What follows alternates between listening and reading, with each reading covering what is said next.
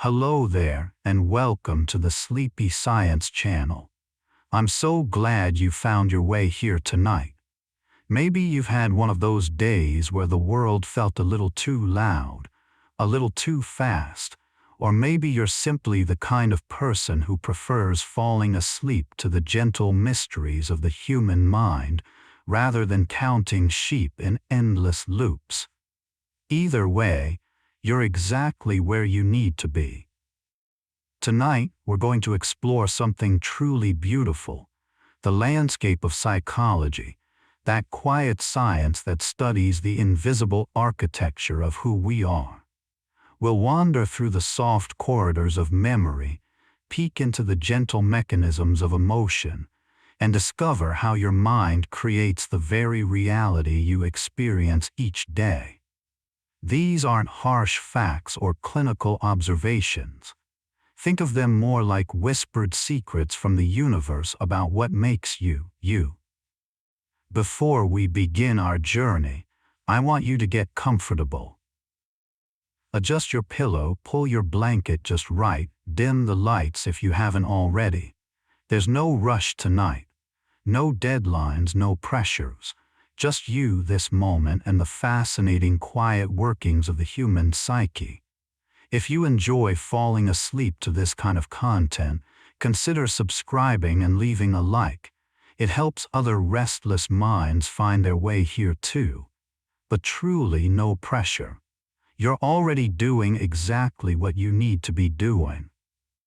Psychology is sometimes called the science of the soul, though it's really the science of everything. How we think, feel, dream, remember, and connect. It's the study of why a certain song can transport you instantly to childhood, why some people calm you just by being near, why your mind wanders during the day and settles during dreams.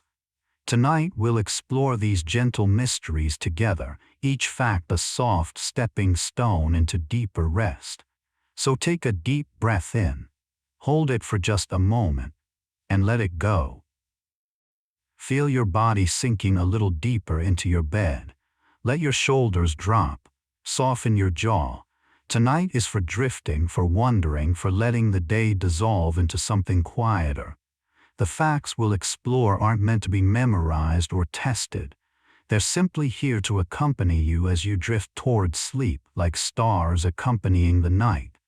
Welcome, you're safe here. Let's begin. There's something remarkable happening in your brain right now, even as you lie still and listen to these words. Your mind is constantly creating a model of reality, a kind of internal simulation that you experience as the world around you. But here's the beautiful secret. You never actually experience the world directly. Instead, your brain takes fragments of sensory information and weaves them into a seamless story, filling in gaps with predictions and memories.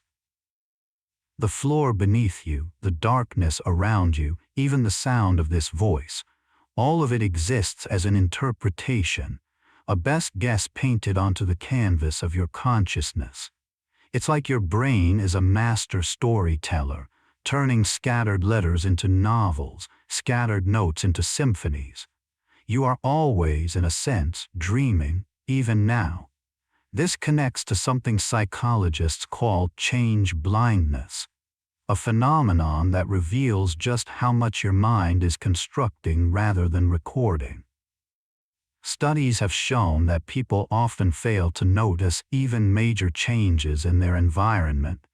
A person's shirt changing color mid-conversation, an entire building appearing where none stood before.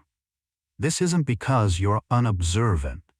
It's because your brain only renders the details it predicts will matter, leaving the rest in soft focus, like a painting where only the center is sharp and the edges blur into suggestion. Your mind is energy efficient, prioritizing what matters and letting the rest exist as gentle possibility. Right now, you probably aren't aware of the feeling of your clothes against your skin until I mention it. And even then, your awareness might drift away again, like a wave returning to the ocean. Memory works in similarly dreamlike ways. When you recall a memory, you're not playing back a recording. You're actually reconstructing the event from fragments scattered across different brain regions. Each time you remember something, you're essentially creating it anew, which means memories shift and change over time, influenced by emotions, new experiences, and even the act of remembering itself. That childhood birthday party you remember so vividly might be a blend of actual events, photographs you've seen, stories you've been told, and feelings you've attached retrospectively. Your past is not a fixed thing but a living story that evolves with you. It's beautiful, really, how your history grows alongside your present, how nothing is truly lost but rather transformed into something softer, more meaningful, more yours. The way you perceive time is another gentle illusion crafted by your mind. When you're bored or anxious, time seems to crawl forward like honey dripping from a spoon. When you're engaged or joyful, hours vanish like breath on a winter morning. This happens because your brain measures time not by counting seconds but by noting how many new memories it forms. Novelty expands time, routine compresses it. This is why childhood felt so long, everything was new, every day a discovery. And it's why, as adults, we sometimes feel years slipping by like water through fingers. But here's the comforting part. You can slow time down again simply by embracing newness, by noticing small wonders, by treating ordinary moments with the attention they deserve. Even this moment, right now, as you rest and listen, it can stretch into something spacious if you let it. Your emotions, too, are not reactions to the world but predictions about it. Neuroscientist Lisa Feldman Barrett's research suggests that what you feel at any given moment is your brain's best guess about what's happening and what you should do about it. Before you even consciously register an event, your brain has already generated an emotional prediction based on past experiences, current context, and bodily sensations. That flutter in your chest, is it excitement or anxiety? Your brain decides and then you feel accordingly. This means emotions aren't universal truths but personal interpretations, which is oddly freeing. That nervousness before a challenge might be reinterpreted as anticipation. That heaviness after a long day might be honored simply as tiredness seeking rest. You are both the experiencer and the interpreter of your inner world, and there's tremendous gentle power in that. Even your sense of self, that feeling of being a continuous you across time, is a construction.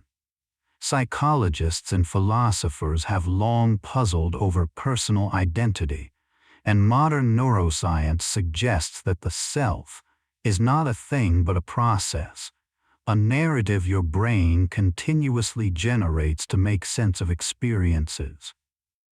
You are less like a noun and more like a verb, less a fixed point and more a flowing river. The you who woke up this morning is not quite the same you lying here now, and tomorrow you will be different still.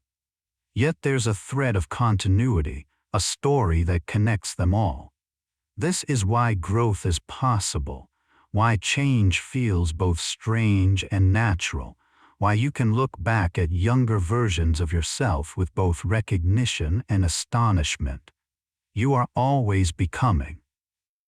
And right now, you're becoming someone who is ready to rest. Sleep itself is one of psychology's most enchanting mysteries, a state where the boundaries between self and world blur into something almost mystical. When you fall asleep tonight, Your brain won't simply power down like a machine. Instead, it will embark on a complex journey through different stages, each with its own purpose and texture. In the lightest stages, you'll drift in hypnagogia, that threshold state where thoughts become strange and dreamlike, where you might experience sudden jerks or hear imaginary sounds. It's the mind's way of transitioning, of loosening its grip on waking logic. Then you'll descend into deeper sleep, where slow delta waves roll through your brain like ocean swells, washing away the day's debris, consolidating memories, repairing tissues.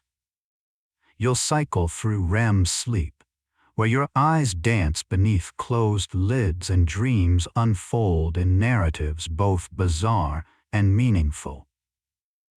All of this happens automatically, your mind caring for itself while you surrender to the dark.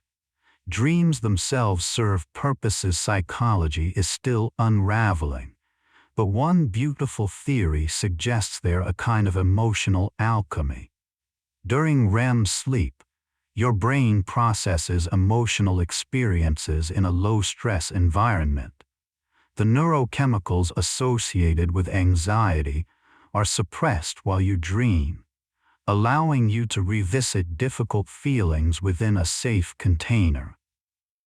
It's as if your mind is saying, let's explore this fear, this sadness, this joy, but without the sharp edges, without the stakes. Dreams mix memories, metaphors, and imaginings into stories that sometimes feel random, but often reflect deeper emotional truths. That recurring dream about being unprepared for an exam might not be about school at all, but about a broader feeling of unreadiness in life.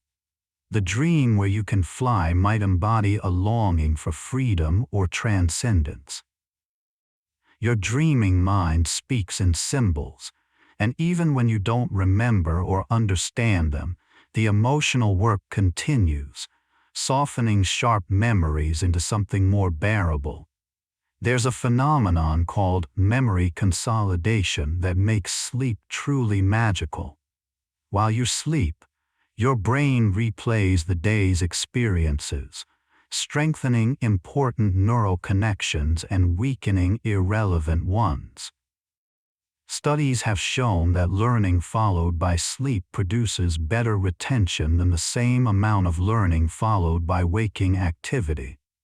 This means that as you drift off tonight, any knowledge you encountered today, conversations, insights, experiences, will be quietly integrated into the vast library of your mind. Sleep is when learning becomes knowing, when experiences become wisdom. It's not passive rest but active transformation. You'll wake tomorrow slightly different than you are now, shaped by the invisible work your sleeping brain performs. There's something deeply comforting in that, the idea that rest is productive, that simply being still allows growth. Psychology has discovered that your brain has something called a default mode network, a set of regions that become active when you're not focused on the external world, when you're daydreaming, reflecting, or drifting toward sleep. This network is associated with self-referential thinking, imagination, and the integration of memories. Far from being idle or wasteful, this mental wandering is essential for creativity, problem-solving, and emotional processing. When your mind wanders during the day, it's actually working on problems in the background, making unexpected connections, exploring possibilities. And as you lie here now, letting your thoughts drift without direction, your default mode network is gently active, weaving together threads of experience into something coherent. You don't have to do anything. Just let your mind wander where it wants to go, trusting that it knows what it needs. Another gentle truth from psychology. Your mood and energy follow circadian rhythms influenced by light, hormones, and countless internal cycles. You're not designed to be equally alert and productive at all hours. There are natural peaks and valleys, times when your body wants to move and times when it wants to rest. Modern life often demands we override these rhythms, pushing through fatigue, forcing focus when our biology asks for pause. But here, tonight, you're honoring your natural cycle. You're listening to the quiet signal that says, it's time to let go now. There's wisdom in this listening, in aligning yourself with your body's needs rather than fighting them. Sleep isn't an inconvenience or a waste of time. It's a biological necessity, a restoration, a return to yourself. And here's something wonderfully reassuring. Worrying about not falling asleep actually makes it harder to fall asleep, creating a frustrating loop. But psychology offers a paradoxical solution: acceptance. Studies on insomnia have shown that people who stop fighting sleeplessness, who accept the possibility they might lie awake, often fall asleep faster than those who desperately chase it. It's the same principle underlying many mindfulness practices. What you resist persists, but what you allow can flow. So if you find your mind still active, thoughts still arriving, that's okay. You don't have to force anything.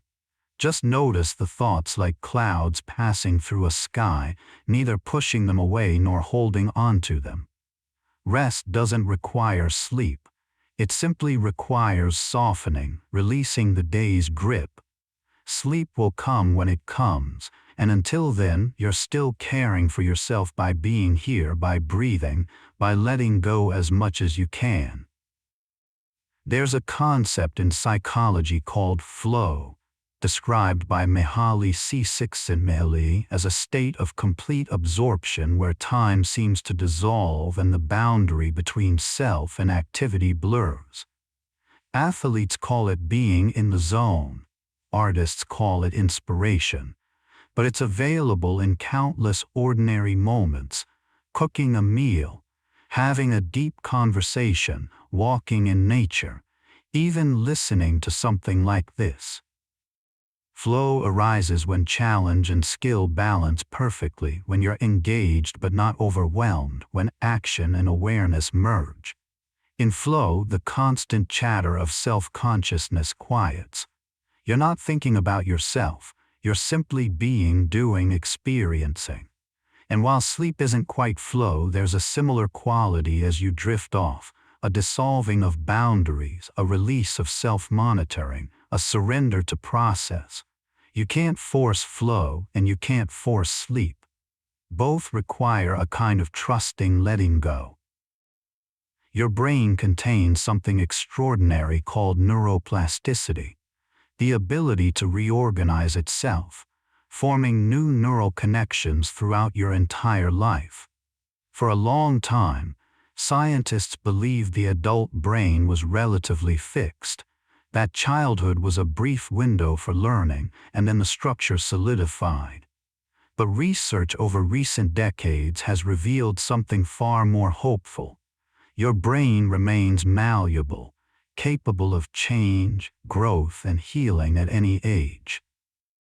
Learning a new skill, practicing meditation, even changing thought patterns can physically reshape neural pathways. This means you're never stuck, never finished. The brain you have now is not the brain you'll have next year. Challenges you face today might be easier tomorrow because your brain will have adapted, grown. And as you sleep tonight, some of that neuroplastic work continues, quietly rewiring, optimizing, preparing you for tomorrow's version of yourself. Psychology has revealed that humans have a negativity bias, a tendency to notice, remember, and give more weight to negative experiences than positive ones.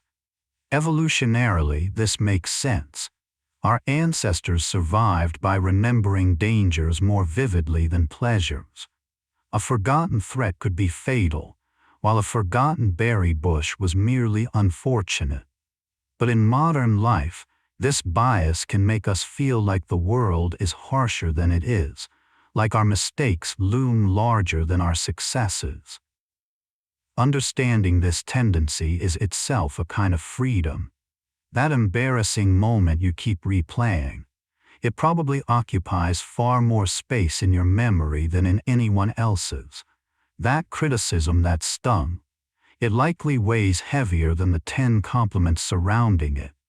Knowing this doesn't erase the pain, but it offers perspective, a gentle reminder that your mind's highlighting system is biased, not broken, and that joy deserves equal attention even if it doesn't demand it as loudly.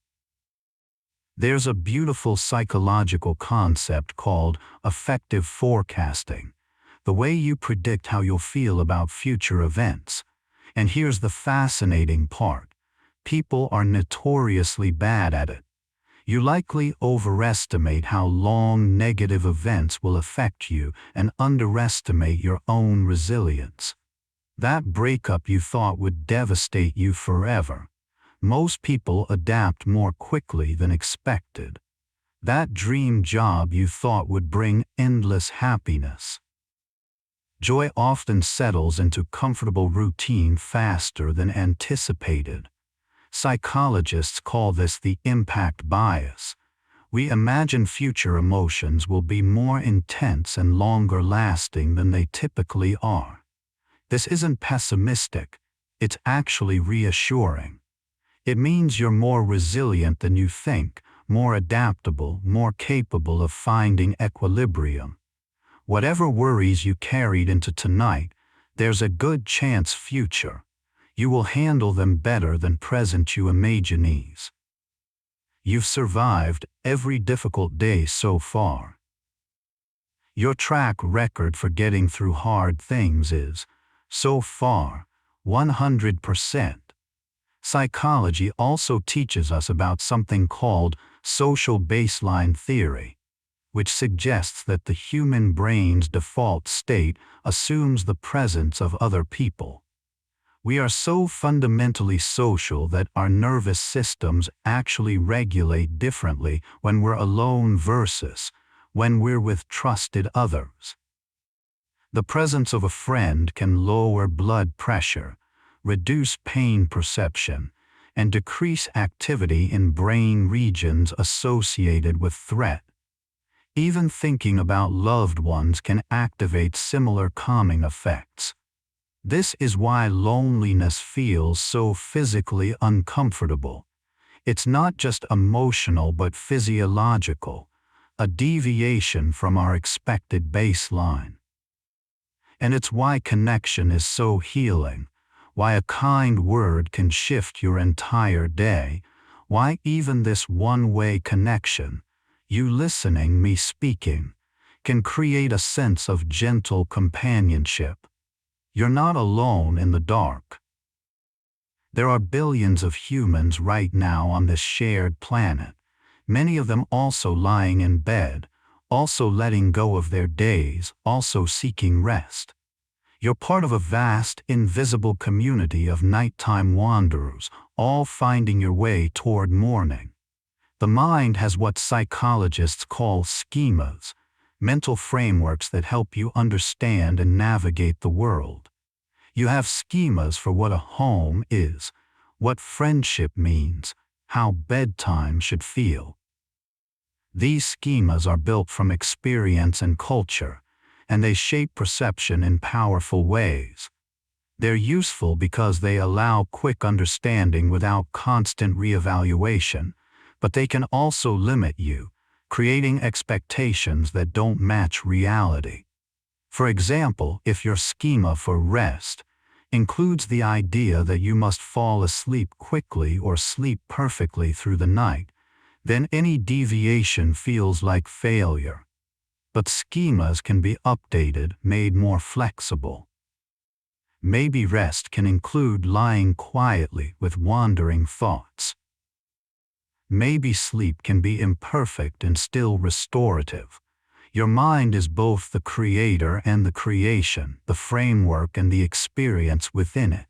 And just like neuroplasticity allows your brain to change, cognitive flexibility allows your schemas to evolve. Tonight can be whatever it needs to be, not what some old framework insists it should be. You're doing beautifully. Take a moment right now to notice your breath. You don't have to change it or deepen it, just notice it. Air moving in, air moving out, your body's oldest rhythm, the first thing you did when you arrived in this world and the last thing you'll do when you leave it. Between these breaths, there's an entire life, and right now, right here, you're in the middle of it. Let yourself be held by this moment. Let the facts wash over you like gentle waves.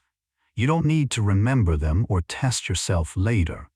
They're just here to keep you company, to give your mind something soft to hold on to as you drift. Your body knows how to sleep. Your mind knows how to let go. Trust the process. Soften a little more. You're exactly where you should be. Word count, 159. Psychology has given us the understanding that attention is limited. You can only focus on a few things at once, and the rest fades into background hum. This is why multitasking is largely a myth. What we call multitasking is actually rapid task switching, and it's exhausting. Your brain wasn't designed for the constant bombardment of notifications, choices, and stimuli that characterize modern life. It was designed for savanna landscapes with occasional threats and opportunities, long stretches of routine punctuated by moments of intensity. No wonder you feel tired. No wonder rest is so necessary. Every day, you're processing more information than your ancestors encountered in weeks. So as you lie here, let the narrowing of attention be a relief. There's just this voice, this darkness, this bed. Everything else can wait. The world will still be there tomorrow, and you'll meet it restored. There's a phenomenon called decision fatigue, where the quality of your decisions deteriorates after a long session of decision-making. Every choice, from what to eat for breakfast to how to respond to an email, depletes a limited mental resource. This is why you might feel paralyzed by simple decisions at the end of a long day. Your decision-making capacity is genuinely exhausted. But here's the gift of nighttime. You don't have to decide anything right now. You don't have to solve problems or plan or strategize. The day's demand for choices has ended. You can simply be without deciding what to be or how to be it. Let yourself exist in this choice-free zone, this pause between the decisions of today and tomorrow. It's a rare and precious state, pure being without doing. Psychologists have discovered that people possess something called emotional granularity, the ability to distinguish between subtle emotional states. Someone with high emotional granularity doesn't just feel bad, but can identify whether they're anxious, disappointed, frustrated, overwhelmed, or lonely. This precision is surprisingly beneficial. Research shows that people who can label emotions specifically cope better with stress and regulate their feelings more effectively. But here's the beautiful paradox. Sometimes, especially at night, it's okay not to analyze. Sometimes emotions can just be weather passing through, neither good nor bad, not requiring labels or solutions.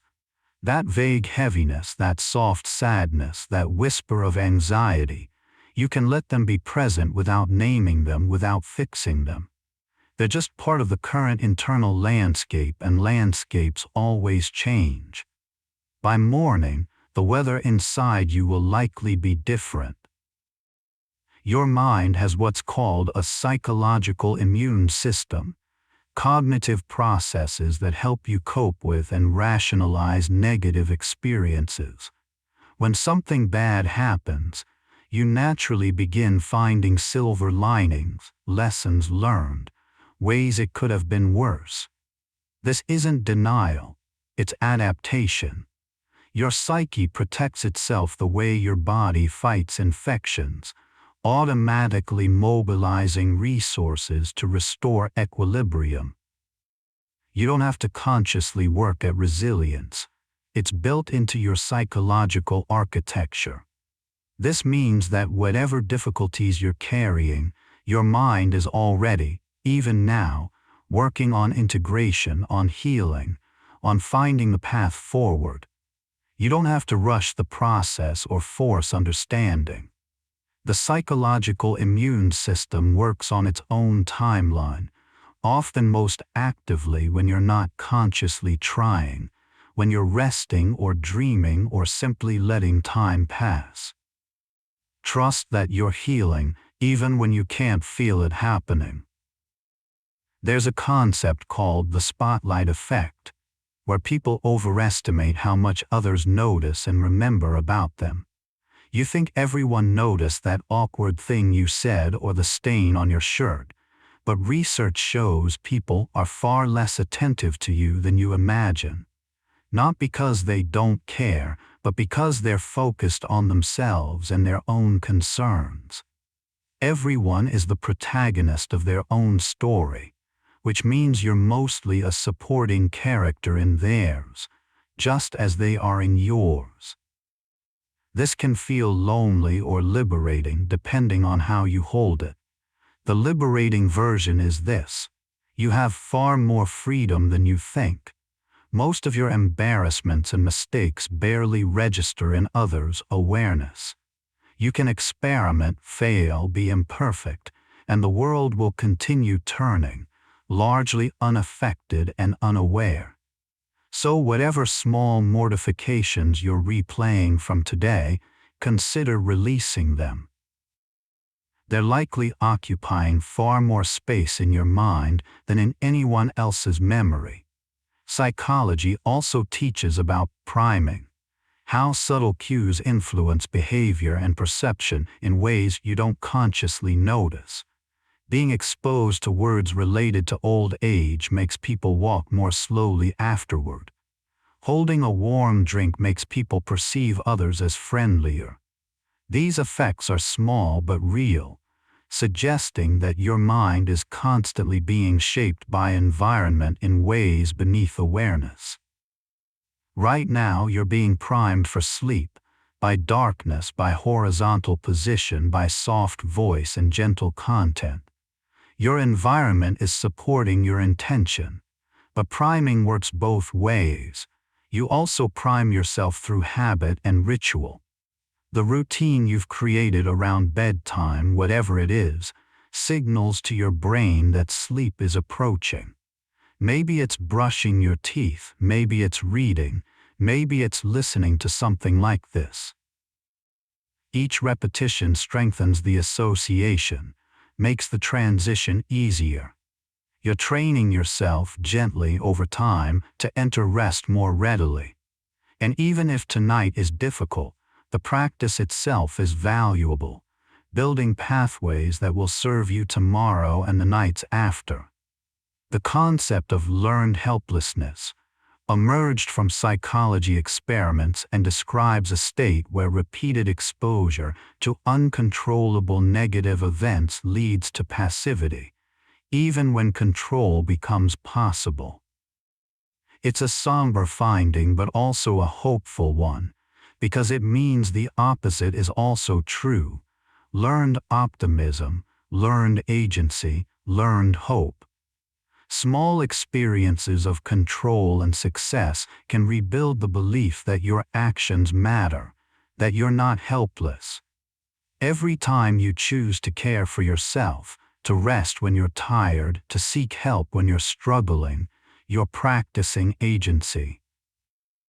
Tonight, lying here, listening, this is a choice you made for yourself, a small act of self-care that reinforces your capacity to influence your own well-being. These small choices accumulate, building a foundation of confidence that you can, in fact, affect your life in meaningful ways. Never underestimate the power of tiny, repeated acts of self-compassion. Your brain has something called the reticular activating system, a network that filters sensory information, deciding what to let into conscious awareness. Right now, there are countless sounds, sensations, and stimuli surrounding you, but you're only conscious of a small fraction. Your RAS acts like a bouncer, letting in what seems important and ignoring the rest. Interestingly, you can influence what your RAS prioritizes through intention and attention. If you decide something matters, you'll start noticing it everywhere. This is why when you're thinking about buying a certain car, you suddenly see it on every street. Right now, your RAS can be gently guided toward calming inputs, the softness of your pillow, the quiet rhythm of breath, the soothing quality of this voice. Let everything else fade into irrelevance. Your mind will naturally filter toward what you give attention to, so give your attention to things that support rest. The world's noise doesn't have to reach you here. There's a psychological phenomenon called social comparison, the tendency to evaluate yourself by comparing to others. It's deeply ingrained and often automatic, but it's also a significant source of suffering. Someone else's success can feel like your failure. Someone else's happiness can make you question your own. But here's what psychology knows. You almost always compare your internal experience with others' external presentation. You know your doubts, fears, and struggles intimately, while you only see others' curated surfaces. It's an unfair comparison, like contrasting your rough draft with someone else's published work. Moreover, upward comparisons, looking at those seemingly better off, tend to make you feel worse, while downward comparisons can bring temporary relief but also guilt. The healthiest path many psychologists suggest is to minimize comparison altogether, to measure yourself against your own values and past self rather than against others. You are on your own timeline, living your own unrepeatable life. The only meaningful question is, are you becoming more yourself? Psychology has explored the concept of flow we mentioned before, but there's also its opposite, something researchers identify as languishing, a state of emptiness and stagnation, not quite depression but not flourishing either. It's the feeling of muddling through, of joylessness without acute suffering, of flatness. Many people experience languishing for extended periods, especially during times of prolonged stress or uncertainty. If this describes some of your recent experience, please know it's extraordinarily common and not a personal failing. Languishing is often a normal response to abnormal circumstances, and like all psychological states, it's temporary and responsive to intervention. Small changes, reconnecting with activities that used to bring joy, fostering connection, setting tiny achievable goals, prioritizing rest, can gradually shift the internal landscape. You don't have to leap from languishing to flourishing overnight. Just a small movement toward meaning, toward engagement, toward care is enough. And rest, like you're seeking now, is part of that movement. You're taking care of yourself, even if it doesn't feel dramatic or impressive. It counts. The mind has what's called a hedonic treadmill or hedonic adaptation, the tendency to return to a baseline level of happiness, despite major positive or negative changes. Win the lottery, and within months, your happiness level will likely be similar to before. Experience a tragedy, and with time, you'll likely return toward your baseline. This can sound depressing, but it's actually a testament to human resilience and adaptability. It means you're not at the mercy of circumstances as much as you might think. External conditions matter, yes, but your internal set point, your capacity for contentment, is remarkably stable and surprisingly independent of external events. This is why chasing happiness through achievements or acquisitions often feels futile. The pleasure fades, and you're back where you started. But it also means that if you're suffering now, relief will come, equilibrium will return. Your mind is always moving toward balance, toward manageable, toward okay. You can trust this process. You can rest into it.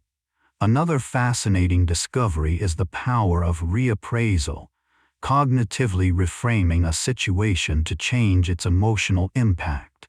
It's not about denying reality or forcing positivity, but about choosing which aspect of a situation to focus on. The same event can be a catastrophe or a learning opportunity, depending on the frame. Someone who loses a job can frame it as rejection or as liberation to find something better aligned with their values. Neither frame is objectively true, both are interpretations. Reappraisal is one of the most effective emotion regulation strategies, correlated with better mental health outcomes than suppression or avoidance. But here's the key. Reappraisal works best when you're not in acute distress. It's hard to reframe when you're overwhelmed. This is why rest is so important. It creates the spaciousness needed for perspective. Tonight, you're not trying to solve or reframe anything. You're just resting, creating the internal space where, perhaps tomorrow, new perspectives can emerge naturally. Sometimes the best thing you can do for a problem is to sleep on it, not as avoidance but as wisdom. Your brain is constantly engaged in something psychologists call predictive processing. It's not passively receiving information from the world, but actively predicting what will happen next, and then checking predictions against reality. Most of what you perceive is actually your brain's prediction, not the raw sensory data itself. This is why expectations shape experience so profoundly. If you expect a food to taste bad, it probably will. If you expect a person to be unfriendly, you'll likely interpret their behavior through that lens. But this also means you have more control over experience than you might think. By gently adjusting expectations, by approaching moments with curiosity rather than fixed predictions, you can shift perception. As you lie here, your brain is predicting what comes next, perhaps more words, perhaps the drift into sleep, perhaps wandering thoughts. Try softening those predictions. Let each moment arrive without insisting it be a particular way. This openness itself can be deeply restful. There's a concept in psychology called post-traumatic growth, the phenomenon where people report positive changes following traumatic experiences, deeper relationships, greater appreciation for life, increased personal strength, spiritual development. Not everyone experiences it, and it doesn't justify or romanticize trauma. Suffering is suffering. But the research suggests that struggle can, under the right conditions, catalyze profound growth. The key factors seem to be social support, time for processing, and the opportunity to construct new meaning from the experience. If you've been through something difficult, please know that pain and growth are not opposites. Sometimes one becomes the soil for the other. You don't have to force gratitude for hardships or pretend they were blessings. But you can trust that your psyche is already working to integrate the experience, to extract whatever wisdom or strength can be found there. Healing isn't linear and growth might not be visible yet, but that doesn't mean it's not happening. Psychology has identified something called the paradox of choice. The idea that while some choice is empowering, too much choice becomes overwhelming and paralyzing. When faced with 30 varieties of jam, people are less likely to buy any than when faced with 6. This applies to everything: careers, relationships, entertainment, purchases. Modern life offers unprecedented choice, which sounds liberating but often feels suffocating. There's always a nagging sense that you could have chosen better, that some other path would have been more optimal. But here's a gentler truth: most choices don't matter as much as you think. Most paths lead to roughly similar levels of well-being, because well-being comes more from how you walk the path than which path you choose. The job you agonized over taking or declining, either way, you'd have adapted, found meaning, encountered challenges and joys. This isn't nihilism, it's freedom. You can't choose wrong as often as you fear. And tonight, you've chosen rest, which is always the right choice when your body and mind are asking for it. The concept of cognitive dissonance describes the psychological discomfort of holding contradictory beliefs or acting in ways inconsistent with your values. Your mind seeks consonance, harmony, so when dissonance arises, you're motivated to resolve it, either by changing beliefs, changing behavior, or rationalizing the inconsistency. This drive is so strong that people will go to elaborate lengths to justify their actions and maintain a coherent self-concept. It's why someone who smokes might downplay health risks. Acknowledging them fully would create unbearable dissonance between behavior and knowledge. But cognitive dissonance can also be a catalyst for growth. When you become aware of the gap between who you are and who you want to be, the discomfort can motivate change. Gently holding that tension, rather than immediately rationalizing it away, allows transformation. If there are ways you're not living in alignment with your values, be gentle with yourself. Change is hard, but awareness is the first step, and discomfort is often the sign that your psyche is trying to bring you back into integrity. Small adjustments made consistently are enough. Your mind has something researchers call attentional blink, a brief period after noticing one thing during which you're blind to other things. If you're watching for a specific letter in a rapid stream of letters and it appears, you'll likely miss any letter that appears immediately after. Your attention has blinked. This happens because conscious awareness is a narrow spotlight, and it takes a moment to shift. In daily life, this means you're constantly missing things, not because you're careless but because attention is limited. That person who seemed to ignore you might have been in their own attentional blink, focused on something else. That detail you overlooked wasn't a failure of diligence but a feature of human perception. There's something forgiving in this understanding. You can't notice everything, and that's not a flaw. You're not expected to be omnisciently aware. Right now, in this darkness, let your attentional spotlight narrow even further. Just breath. Just sensation. Everything else can dissolve into the blink. Psychology also explores gratitude practices, which research shows can significantly improve well-being, but not in the way often assumed. Gratitude isn't about forcing positivity or denying hardship. It's about deliberately noticing what's present and valuable, which otherwise fades into background due to hedonic adaptation. You become accustomed to the good things in your life, health, relationships, comforts, until they become invisible, noticed only when threatened or lost. A regular practice of acknowledging these things doesn't change the things themselves, but changes your awareness, bringing them back into conscious appreciation. Right now, even in darkness, even with whatever burdens you carry, there are things to appreciate. The bed beneath you, the roof above, the air moving in and out of your lungs, the capacity to rest. These aren't trivial things, they're foundational. Billions of humans throughout history lacked them.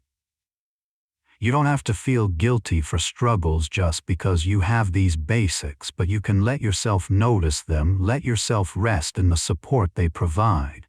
You're held, even now. How are you doing? I hope you're feeling the day begin to release its hold. If your mind is still busy, that's okay. Minds are often busy, especially at night when the distractions of day fade and thoughts have space to roam. You don't have to fight the activity, just notice it.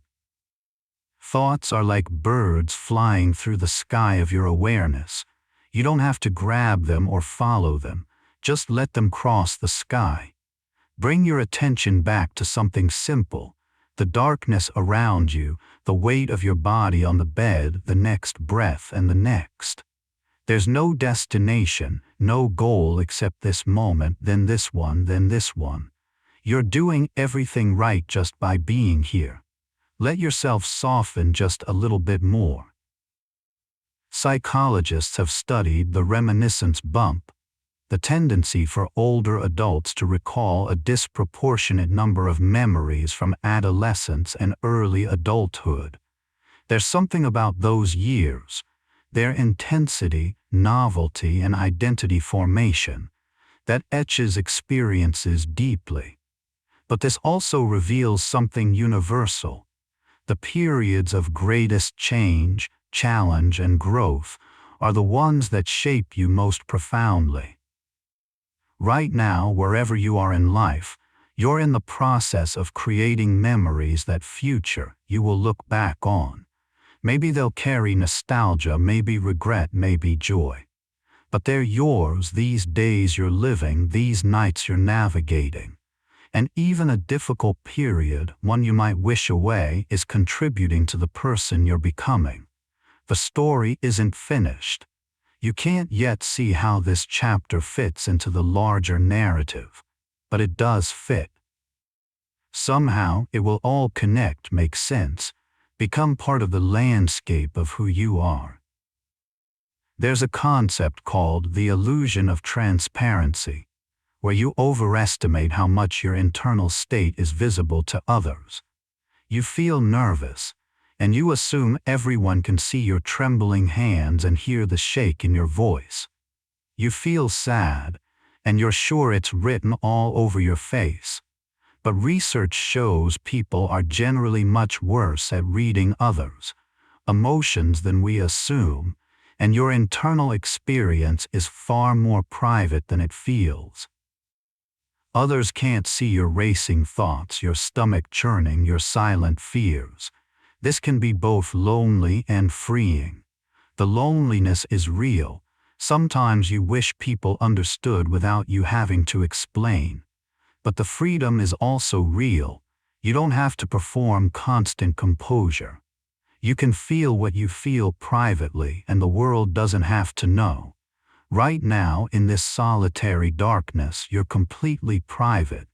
No one can see or judge your thoughts.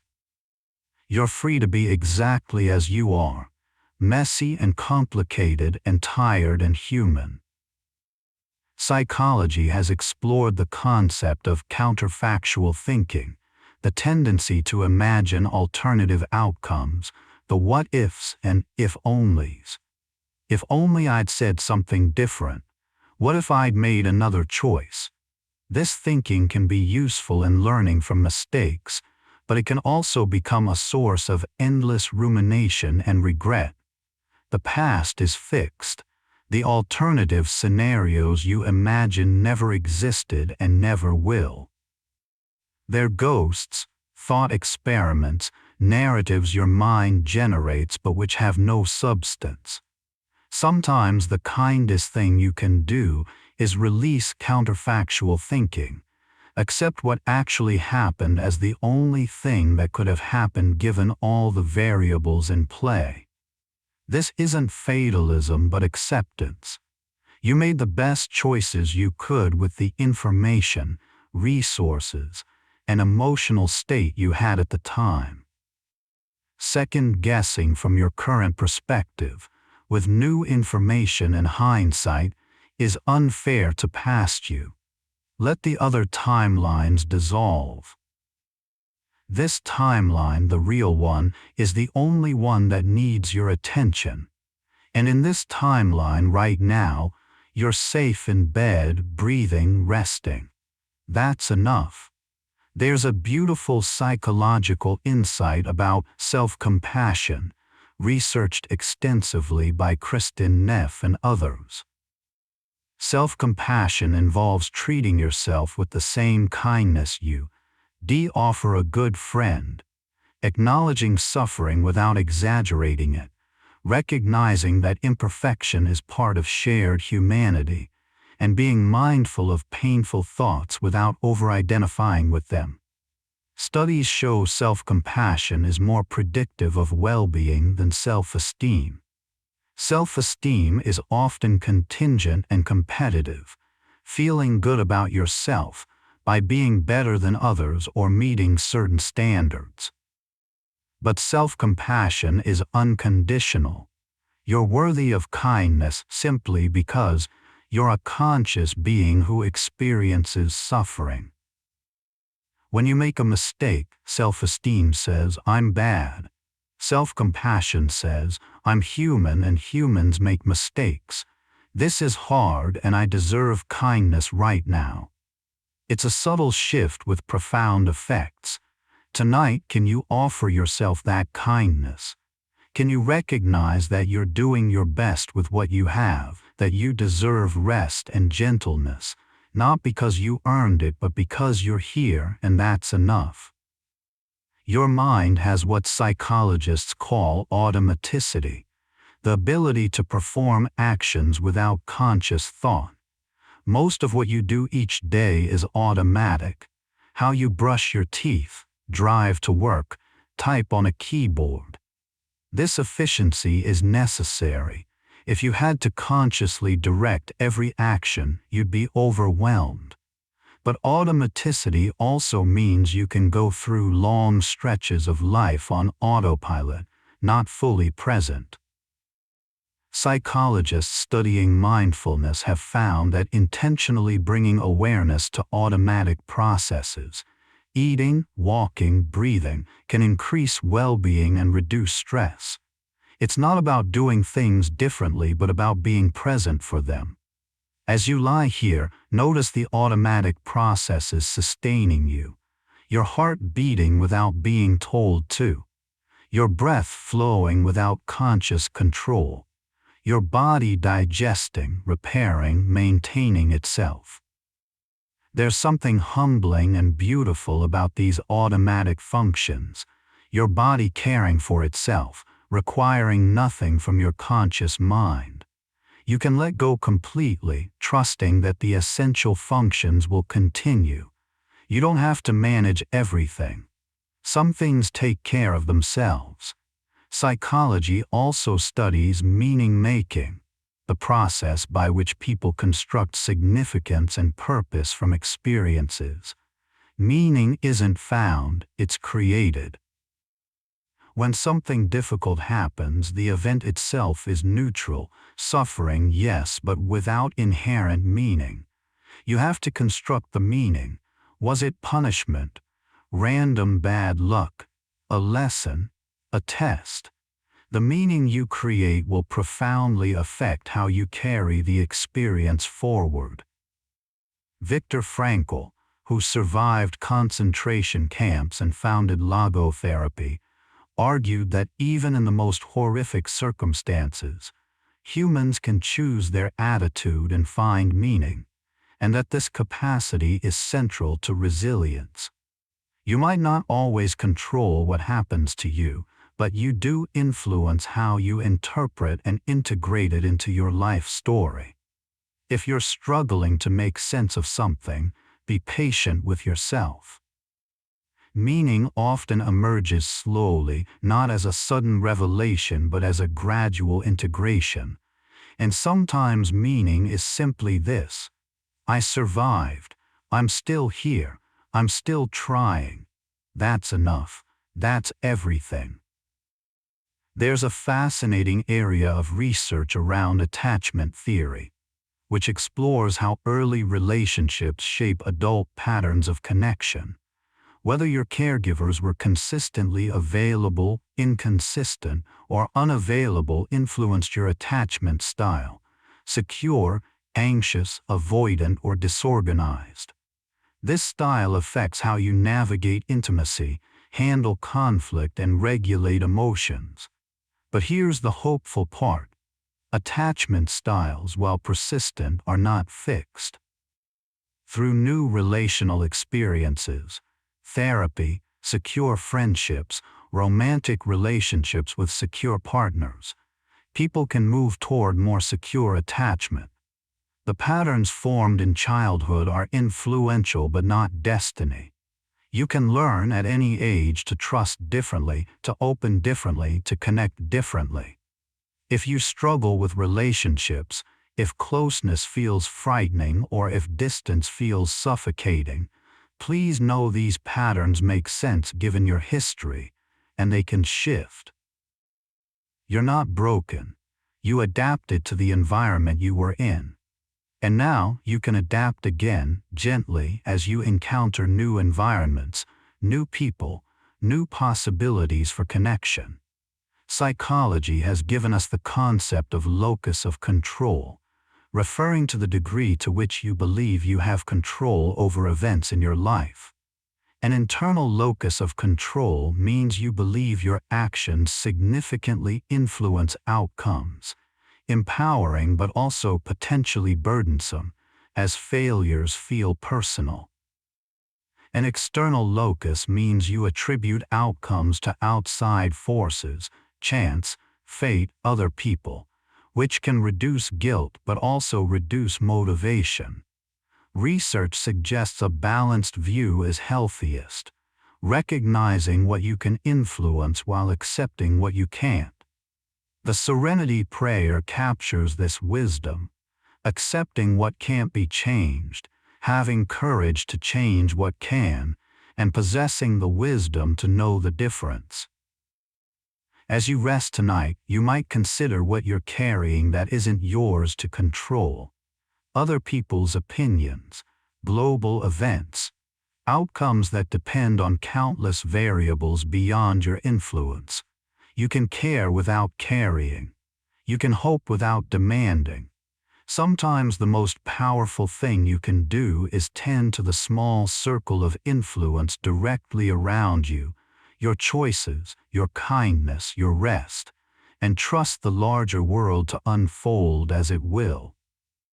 There's a psychological phenomenon called the peak-end rule, where memories of experiences are largely determined by the most intense moment, the peak, and the final moment, the end, rather than the average of the whole experience. A painful medical procedure remembered as tolerable if the worst part was brief, and the ending was gentle, even if it was long. A vacation remembered as wonderful if the last day was delightful, even if earlier days were mediocre. This has interesting implications. It means the quality of endings matters enormously. How you end your day, your interactions, your projects, these endings disproportionately color your memory of the whole. Right now, you're in the ending of your day. By choosing to end it gently, with care, with rest, you're shaping how this entire day will be remembered. Tomorrow, when you think of today, this calm ending will soften the harder middle parts. You're giving yourself the gift of a gentle conclusion. That's a powerful act of self-care, more significant than it might seem in the moment. Psychologists studying identity have found that the self is not a fixed entity but a dynamic process, constantly constructed and reconstructed through narrative. You have a story about who you are, and this story shapes behavior, which in turn shapes the story. If your self-narrative is, "I'm someone who gives up easily," you're more likely to quit when things get hard, which reinforces the narrative. But narratives can be revised. You can begin telling a different story, someone who keeps trying despite setbacks, and start looking for evidence of this, which gradually shifts identity. This isn't self-deception, but rather recognizing that multiple narratives are possible from the same set of facts, and you have some choice about which story you strengthen. Who are you? The answer is partially up to you. You're not a static thing but an ongoing project, a rough draft being continuously edited. And every choice is a line in the story. Tonight, resting, caring for yourself, this is part of the narrative. You're someone who listens to their body, who values rest, who treats themselves with gentleness. That's a beautiful identity to strengthen. There's a concept called the self-reference effect, where information related to yourself is remembered better than information about others or abstract facts. If I tell you, people need rest, it's mildly interesting. If I say, you need rest, it lands differently. Your brain is wired to prioritize self-relevant information because survival depends on it. This is why personal stories resonate more than statistics, why you remember insults and compliments more than neutral comments. It's also why these facts, framed around you and your experience, might be sinking in more deeply than a list of abstract psychological principles. Everything I've shared tonight has been about you, your mind, your potential, your rest. Not people in general, but you specifically lying there in the dark, listening, deserving of gentleness and understanding. You're the protagonist of this moment, and this moment matters. How you treat yourself matters. The kindness you offer yourself ripples out in ways you can't always see, but they're real. You matter. Please remember that. Psychology has explored the concept of flow in daily life, but also its necessary counterpart, rest. You can't be in flow constantly. You need periods of recovery, of non-productivity, of simply being without purpose. Modern culture often devalues rest, treating it as laziness or wasted time, but psychologically, rest is essential for creativity, problem-solving, emotional regulation, and physical health. The idea of hustle culture or constant optimization is not only unsustainable but counterproductive. Your brain needs downtime to process, integrate, and restore. Sleep, daydreaming, play, relaxation. These aren't optional luxuries but necessities. You're not a machine to be maximized but a human to be cared for. Tonight, you're honoring that truth. You're claiming rest as your right, not something to be earned through sufficient productivity. You're resting because you're alive, and living things need rest. It's that simple. Let go of any guilt about lying here. This is exactly what you should be doing. There's a psychological concept called habitual blindness, or inattentional blindness, where you fail to notice obvious things when your attention is focused elsewhere. The famous invisible gorilla experiment demonstrated this.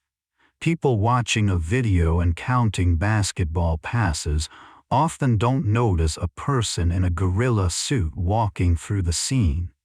When focused on one task, other stimuli become invisible, even when conspicuous. This isn't a flaw but a feature. Attention is necessarily selective, or you'd be overwhelmed.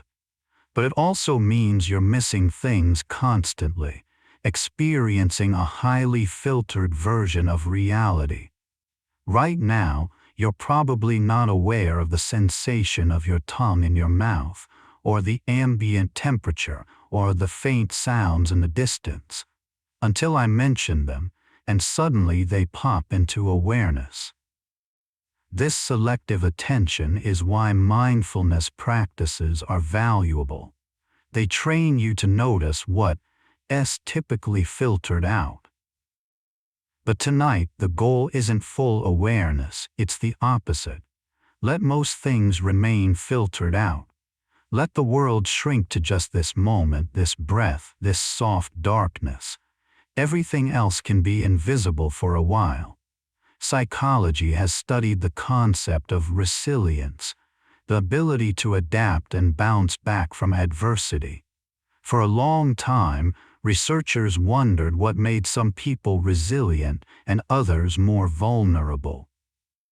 The answer, it turns out, is complex and multifaceted, involving genetics, early attachment, social support, coping strategies, and even luck. But here's what's important. Resilience isn't a fixed trait you either have or don't have. It's a capacity that can be developed. Every time you face a difficulty and survive, you're building resilience. Every time you reach out for support, practice self-compassion, or find a way to keep going, you're strengthening that capacity. You might not feel resilient, especially in the midst of struggle, but the fact that you're here, still trying, still seeking rest and care, is evidence of resilience. You've weathered everything life has thrown at you so far. That's not nothing. That's extraordinary. And the resilience you've built will carry you through what comes next, even if you can't quite believe it right now. There's something called the Google effect, or digital amnesia, where people are less likely to remember information they know they can easily look up. Why memorize a phone number when it's saved in your phone? Why remember facts when you can Google them? This outsourcing of memory to external devices changes how your brain works, shifting emphasis from storage to retrieval skills. Some worry this is making us less intelligent, but psychologists suggest it's simply a different kind of cognition. Your ancestors memorized migration patterns and plant properties. You navigate digital information landscapes. Neither is superior, just adapted to different environments. The question isn't whether to use external memory aids but how to balance them with internal cognitive work. Right now, you're offline in a sense, just you and your mind, no devices mediating the experience. There's something restful in this simplicity, this direct experience without screens or searches. Just being without the option to look up, check, verify, or distract. It's a rare state in modern life. Let yourself appreciate it. Psychology has identified optimistic bias, the tendency to believe you're less likely than others to experience negative events and more likely to experience positive ones. Most people believe they're above-average drivers, will live longer than average, and are less likely to get divorced. Statistically, this can't be true for everyone, yet the bias persists. It's generally protective, helping maintain motivation and well-being, but it can also lead to poor risk assessment. The interesting thing is that this bias reflects something deeper. Your mind is wired for hope. Despite evidence of dangers and difficulties, humans tend toward optimism, believing things will work out. This isn't naivety but an adaptive strategy that allows forward movement. Even in bleak circumstances, hope persists, sometimes rationally, sometimes irrationally, but persistently. Whatever you're facing, your mind likely harbors some ember of hope, however faint. And that's worth noticing, worth protecting, worth gently breathing on to keep alive. Things often do work out, just not always in the way you imagined. Tomorrow might surprise you. Next week might shift. Hope isn't foolish, it's human. There's a concept called the Zeigarnik effect, the tendency to remember uncompleted or interrupted tasks better than completed ones. This is why an unfinished project nags at your mind, why cliffhangers in stories feel so compelling. Your brain wants closure, wants to complete the loop, and the lack of completion creates psychological tension that keeps the task active in memory. This effect can make it hard to rest. Your mind keeps returning to everything you didn't finish today, everything still pending. But here's a gentle reframe. You can consciously close your day, even if tasks remain incomplete. You can tell yourself, I've done enough for today. These tasks will be there tomorrow, and tomorrow me will handle them. Right now my task is rest. Creating a mental boundary between day and night, work and rest, doing and being. This is a skill and it's worth practicing. The tasks will still be there, but they don't have to live in your mind all night. You can set them down, trust they'll be waiting, and turn your attention fully to rest. It's okay to leave things incomplete. Tomorrow is another day. Psychology teaches about the fundamental attribution error, the tendency to attribute others' behavior to their character while attributing your own behavior to circumstances. Someone cuts you off in traffic, they're a jerk. You cut someone off. The sun was in your eyes, you were distracted, you didn't see them. This asymmetry causes countless conflicts and misunderstandings. Others judge you by your actions while feeling themselves defined by their intentions. The antidote is extending to others the same contextual generosity you extend to yourself, and extending to yourself the same understanding you offer close friends. That person who was rude, maybe they're dealing with something you can't see.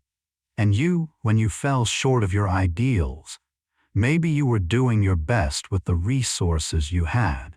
Everyone is fighting battles you know nothing about. Everyone is more context than character, more process than fixed entity. This awareness can soften judgment, both outward and inward. You're not bad when you struggle, you're human navigating circumstances.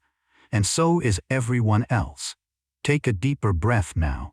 Really fill your lungs gently without strain and then let it all go with a sigh. Feel the release. Your body has been breathing this whole time without your help, but a conscious breath can be a gift you give yourself. A momentary partnership between conscious and unconscious processes. Notice how your body feels now. Perhaps heavier, sinking deeper into the mattress. Perhaps lighter, tension dissolving. However it feels, it's right. There's no wrong way to be right now. You're safe. You're resting. The world is taking care of itself for these hours and you don't have to manage it. Just let go a little more with each exhale. You're being carried toward sleep by forces older and wiser than your conscious mind. Trust them, trust yourself. You're doing beautifully.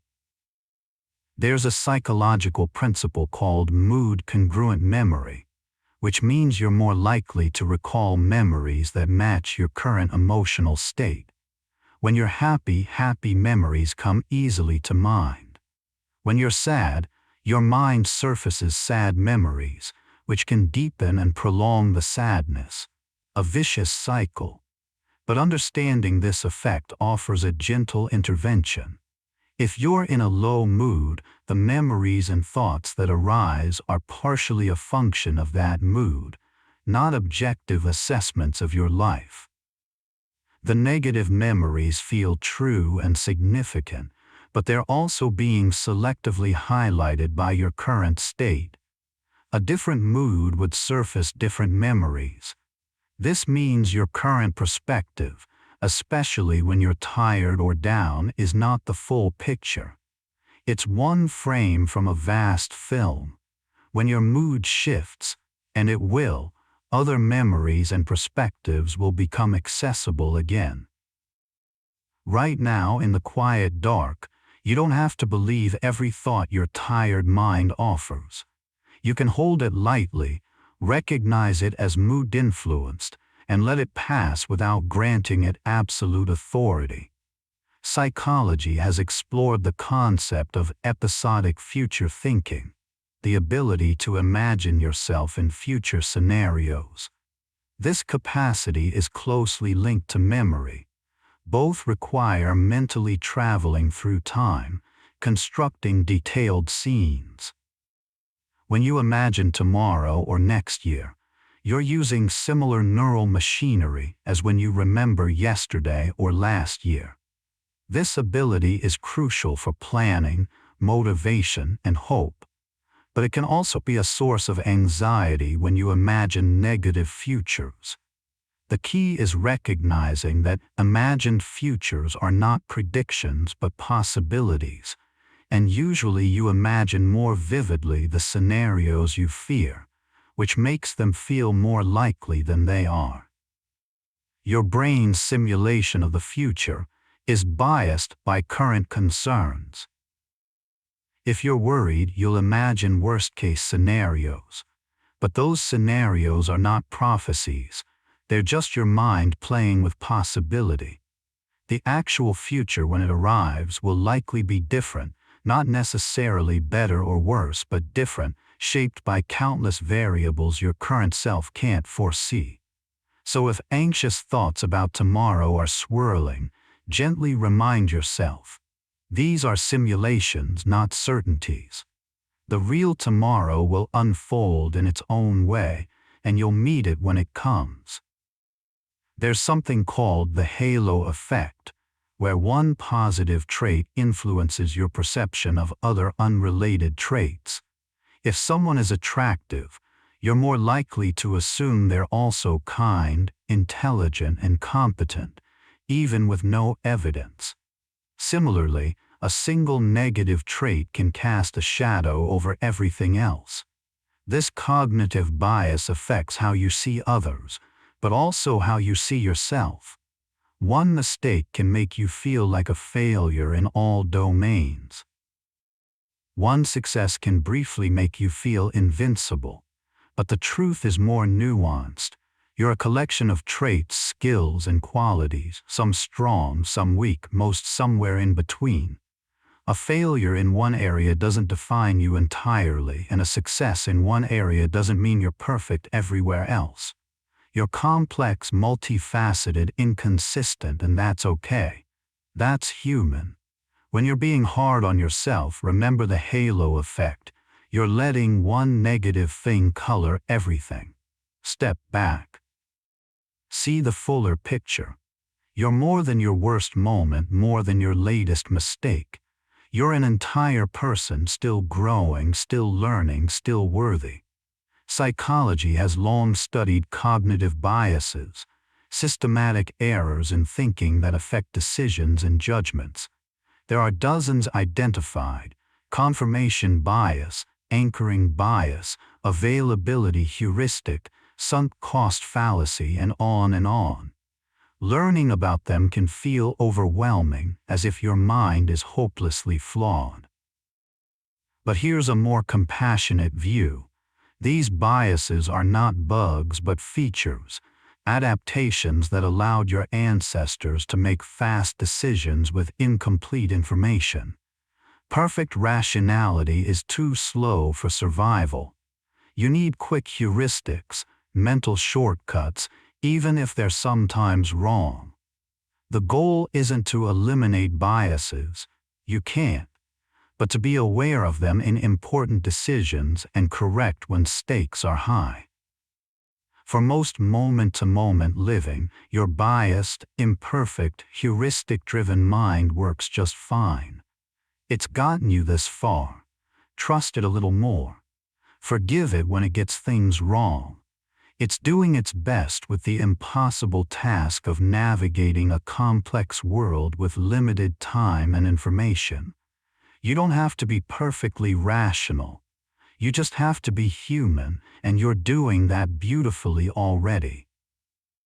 There's a concept called the better-than-average effect, a specific type of optimistic bias where most people rate themselves as above average in positive traits, intelligence, kindness, driving ability. Logically, not everyone can be above average, but psychologically it's adaptive. Believing you're competent and good supports motivation and mental health. Of course, it can also breed arrogance or blind spots. The balance is holding a basically positive view of yourself while remaining open to feedback and growth. You're probably pretty good at many things. You're also probably not as good at some things as you think, and that's okay. The point isn't to be accurately average, but to hold yourself with enough regard to keep trying, to believe your efforts matter, to feel you have something to offer. And you do. Even on hard days when self-doubt is loud, there's something in you worth believing in, some capacity for kindness, some persistence, some spark that keeps you going. Maybe you can't see it clearly right now, but it's there. It's always been there. Rest into the knowledge that you are, at your core, enough. Psychology teaches about stress inoculation, the idea that exposure to manageable stressors can build resilience to future stress, like a vaccine exposing you to a weakened form of a disease to prepare your immune system. Challenges that stretch you without breaking you make you stronger, more adaptable.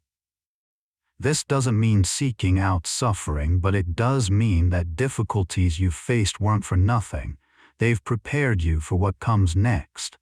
Every hard conversation you've navigated, every disappointment you've survived, every fear you've pushed through, even imperfectly, all of it contributes to your capacity to handle future challenges.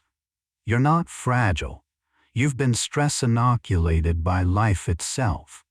The struggles weren't meaningless. They were training. And when new challenges arise, you'll have resources you didn't have before. You'll have the knowledge that you've survived before. You'll have strategies, however imperfect. You'll have the wisdom that nothing lasts forever, not the good or the bad. You're more prepared than you think. And right now, you're doing the essential work of recovery, of restoring yourself so that tomorrow you're ready to meet whatever comes. There's a beautiful area of psychology focused on positive emotions, and research by Barbara Fredrickson suggests they function differently than negative emotions. Negative emotions narrow your focus. Fear makes you focus on the threat, anger on the obstacle. This narrowing was adaptive for survival, but positive emotions broaden your awareness and build lasting resources. Joy makes you want to play, to explore. Interest makes you want to learn. Contentment makes you savor and integrate. These broadened states help you build skills, relationships, and resilience that serve you long after the emotion fades. This is called the broaden and build theory. It suggests that cultivating positive emotions isn't just about feeling good in the moment, but about constructing a richer, more resourceful life over time. Even small moments of joy, gratitude, or peace contribute. Right now, there might be a small contentment available, the simple relief of lying down, of letting go, of being cared for by your own choice to rest. That's not trivial. That micro moment of peace is quietly building something in you, expanding your capacity for well-being. Let yourself feel it, however subtle. These small feelings matter more than you might think. Psychology has studied the pratfall effect, the phenomenon where people can become more likable after making a mistake, because it makes them seem more relatable and human. Perfection is intimidating and alienating. Flaws create connection. Someone who is competent but also occasionally clumsy or forgetful is often liked more than someone who seems flawless. This has important implications for how you view yourself. Your imperfections don't make you less worthy of love and connection. They make you more approachable, more real, more human. The things you're self-conscious about, the mistakes you replay in your mind, chances are they endear you to others more than they repel them. People connect with humanity, not perfection. So when you stumble, when you get things wrong, when you're awkward or vulnerable, you're not failing at being human, you're succeeding at it. You're allowing others to see you as you are, which is the foundation of genuine connection. You don't have to be perfect to be loved. You never did. There's something called the peak shift effect in learning psychology, where organisms learn to respond even more strongly to exaggerated versions of a stimulus than to the original. If a bird is trained to peck at a medium-sized circle for food, it will peck even more eagerly at a larger circle. This principle shows up in human aesthetics and preferences. We're often drawn to exaggerated features, supernormal stimuli. This is why junk food is hyperpalatable. It exaggerates the salt, sugar, and fat that our ancestors found rewarding in nature. It's also why social media can feel so compelling yet unsatisfying. It's a supernormal version of social connection, exaggerated and amplified in ways that hijack your reward system. Understanding this can help you navigate modern life with more awareness. That urge to keep scrolling, to eat another chip, to seek another notification, it's not weakness but biology responding to stimuli more intense than what you evolved to handle. Being gentle with yourself about these struggles, while also making choices that serve your actual well-being, is the balance. Right now, you're choosing real rest over digital stimulation, and that's wisdom. You're giving your nervous system something it truly needs, not just something exaggerated to feel like it needs. Psychology explores the concept of self-efficacy, coined by Albert Bandura, the belief in your ability to succeed in specific situations or accomplish a task. It's not quite the same as self-esteem or confidence. It's more about trusting your competence in particular domains. High self-efficacy in a domain makes you more likely to take on challenges, persist through difficulties, and ultimately succeed. Low self-efficacy leads to avoidance and giving up quickly. The beautiful part is that self-efficacy is built through experience. Small successes accumulate into the belief that you can handle things. Every time you do something difficult, even if imperfectly, you're building self-efficacy. Every time you try again after failing, you're building it. Tonight, resting is part of building self-efficacy in the domain of self-care. You're demonstrating to yourself that you can listen to your needs and respond to them. This might seem small, but it's foundational. If you can trust yourself to care for your basic needs, That trust extends outward into other areas. You're proving to yourself, night by night, that you can be relied upon. You're becoming someone you can trust. There's a concept in psychology called psychological flexibility, which is central to acceptance and commitment therapy, ACT. It refers to the ability to be present with your experience, even when it's uncomfortable, while still taking action aligned with your values. It's not about eliminating pain or negative thoughts, but about not letting them dictate your behavior. You can feel anxious and still do the thing that matters. You can notice self-doubt and still move forward.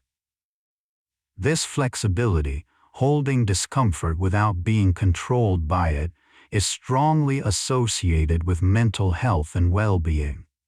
Psychological flexibility is a skill practiced over time. It involves mindfulness, acceptance, and committed action.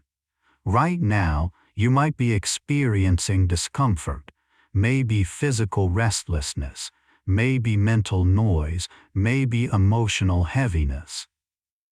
Psychological flexibility invites you to let it be there without needing to fix it immediately, while still engaging in the action that matters, resting, releasing, caring for yourself. You don't have to feel perfectly calm to rest. You can rest while feeling however you feel. The discomfort can come along for the ride. It doesn't have to drive.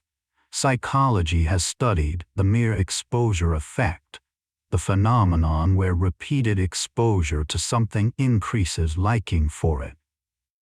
The more you encounter a song, a face, or an idea, the more you tend to like it, even without any conscious awareness of the repetition. This is why advertising works through sheer repetition, why pop songs grow on you, why initially strange art becomes beautiful over time. It's also why routines and rituals can become comforting. The familiarity itself is soothing. This principle can work for you. Repeated exposure to positive thoughts, calming environments, or supportive voices can gradually shift your baseline. Listening to something like this regularly can create a gentle association. This voice means rest. This time means safety. This practice means letting go. Over time, the mere exposure builds deeper patterns of calm. You're not just trying to fall asleep tonight. You're training your nervous system bit by bit that this is a space of safety and rest. Every night you do this, it becomes a little easier. The repetition is the point. You're building something cumulative, even if tonight feels difficult. The practice itself matters. There's something called prospective memory, which is memory for future intentions. Remembering to do something at a specific time or when a specific situation arises. It's different from retrospective memory, which is remembering past events. Prospective memory often fails. You forget to take your medication, to call someone back, to send that email. These failures can feel frustrating, like personal flaws, but they're incredibly common because prospective memory is cognitively demanding. You have to hold an intention while doing other things, then remember to execute it at the right moment without a clear external prompt. The brain wasn't really designed for this. It's much better at responding to immediate cues. This is why external reminders, alarms, notes, rituals are so helpful. They don't indicate poor memory. They indicate smart strategy. If you've been frustrated with yourself for forgetting things, please be gentle. You're not failing. You're just asking your memory system to do something quite difficult. Use supports. Be kind to yourself. And right now, in this moment, you don't have to remember anything. There's no future intention hanging over you. Just this moment and the next, each complete in itself.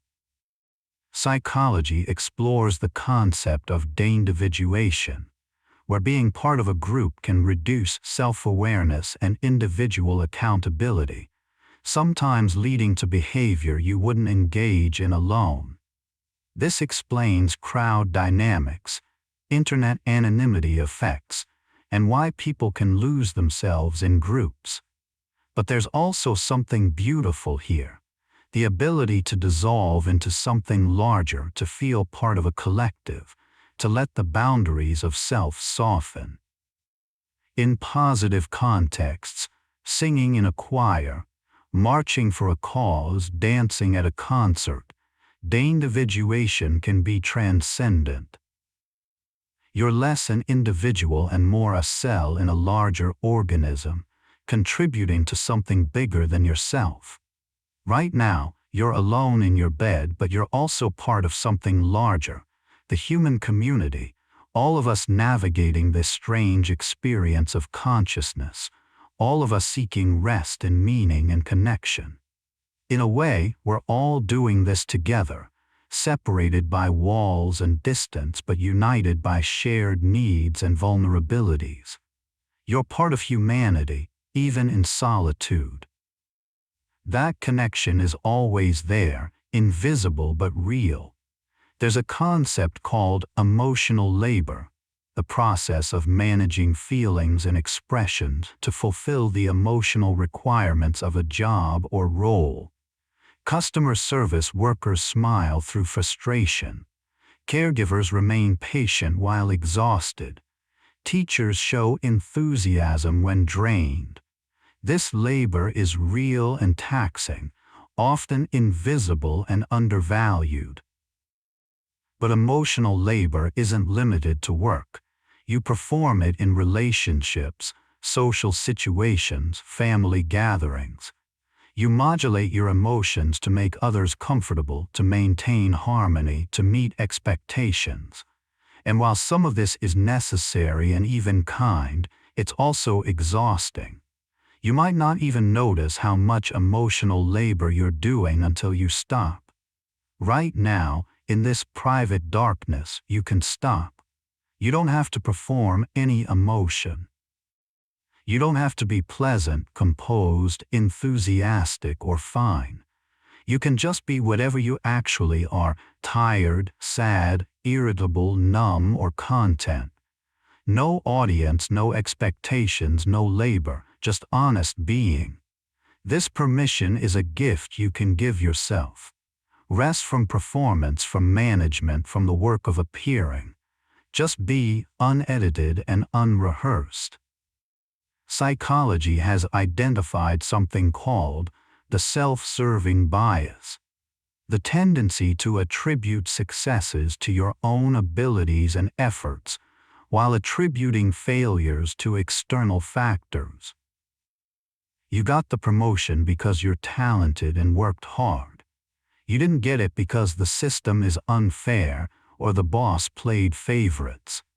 This bias protects self-esteem and motivation, but it can also prevent learning and growth.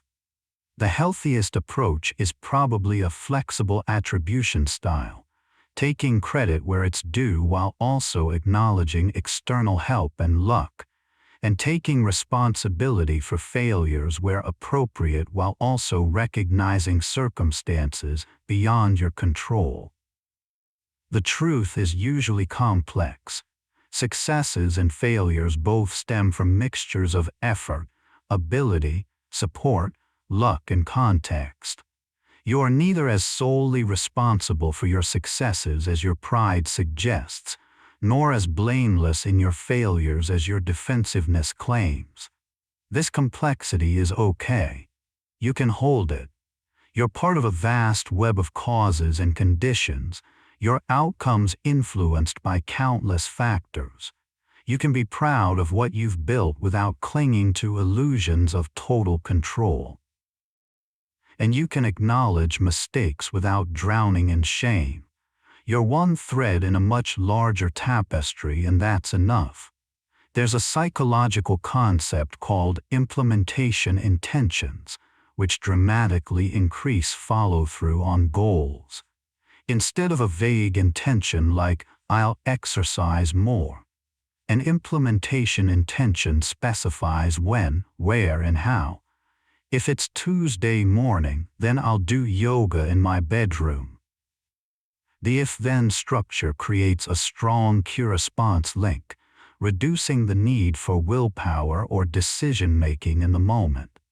This is a powerful tool for behavior change. But right now, in relation to rest, it's worth noting that you can also create implementation intentions around self-care. If I'm lying in bed and my mind is racing, then I'll focus on my breath. Or, if I feel tension in my shoulders, then I'll consciously relax them. These small predecisions can help you navigate difficult moments without needing to figure out what to do in the midst of struggle. You're building a toolkit, a set of gentle responses you can reach for, and over time they become automatic, less effortful. You're training yourself in the art of self-soothing, of rest, of letting go. It takes practice, but you're practicing right now. Each night is practice. Psychology teaches about social proof, the tendency to look to others' behavior to guide your own, especially in ambiguous situations. If everyone else is doing something, it must be the right thing to do. This can be helpful. Learning by imitation is efficient, but it can also lead you astray if the crowd is wrong or if their values don't match yours. A lot of suffering comes from living according to others' scripts rather than your own values. You pursue careers, relationships, lifestyles that others have validated, even when they don't fit. Breaking from social proof, charting your own path, requires courage and clarity about what actually matters to you. As you rest tonight, consider, what are you doing because you truly want to, and what are you doing because it seems like what you're supposed to do? This isn't a question requiring immediate answers, just something to hold gently. Your life is yours to shape, and it doesn't have to look like anyone else's. The path that's right for you might not have much social proof, might not be what others expect or understand. And that's okay. You're not living for their approval. You're living for your own sense of meaning, connection, and authenticity. And sometimes the most authentic thing you can do is admit you're tired and let yourself rest, regardless of what productivity culture says you should be doing instead. How is your body feeling now? Let your awareness scan gently from head to toe. Your forehead, is there tension there? Let it smooth. Your jaw, are you clenching? Let it go slack. Your shoulders, are they creeping up toward your ears? Let them drop. Your hands, are they gripping? Let them open. Your legs, are they tense? Let them grow heavy. You don't have to fix anything or force anything. Just notice and invite softness. Your body has carried you all day and it deserves this gentleness. Breathe into any place that feels tight or uncomfortable, and as you exhale, imagine that tension dissolving like sugar in warm water. You're safe. You're supported. Let the bed hold you completely. You don't have to hold yourself together right now. You can let go. There's a concept in psychology called the paradox of choice that we've touched on before, but it extends further into something called maximizing versus satisficing. Maximizers try to make the optimal choice, examining every option to find the absolute best one. Satisficers set criteria for good enough and choose the first option that meets those criteria. Research shows that satisficers tend to be happier, even though maximizers objectively make slightly better choices. The maximizer's perfectionism leads to more regret, rumination, and dissatisfaction. This is a profound insight. You can have better outcomes on paper and still feel worse. The constant quest for optimal drains joy and creates endless second-guessing. Maybe there's freedom in good enough, in choosing something that meets your needs and then committing to it without endless comparison. This applies to rest too. You don't need optimal sleep, the perfect environment, the ideal conditions. Good enough rest is genuinely enough. You don't have to maximize this experience. Just let it be what it is. That's sufficient. Psychology has explored the identifiable victim effect, where people are more moved by stories of individual suffering than by statistics about mass suffering. One child's face and story compels more action than reports of thousands dying anonymously. This isn't callousness but a feature of human empathy, which evolved in small groups where you knew individuals personally. Abstract numbers don't activate emotional responses the same way stories and faces do. This is why narratives are so powerful, why personal testimony matters, why connection is felt one-to-one even in crowds. It's also why your own suffering matters, even when you're tempted to minimize it because others have it worse. Your pain is not a statistic. It's a lived, individual experience, and it deserves attention and care. The fact that others suffer doesn't make your suffering insignificant. You're not an abstract data point but a person with a real felt life. Your struggles are valid. Your need for rest is valid.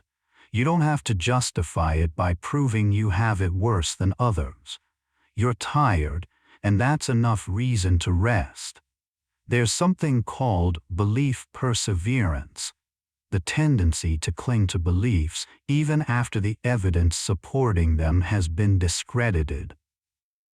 Once you form a belief, you tend to maintain it, seeking out confirmatory evidence and dismissing contradictory evidence.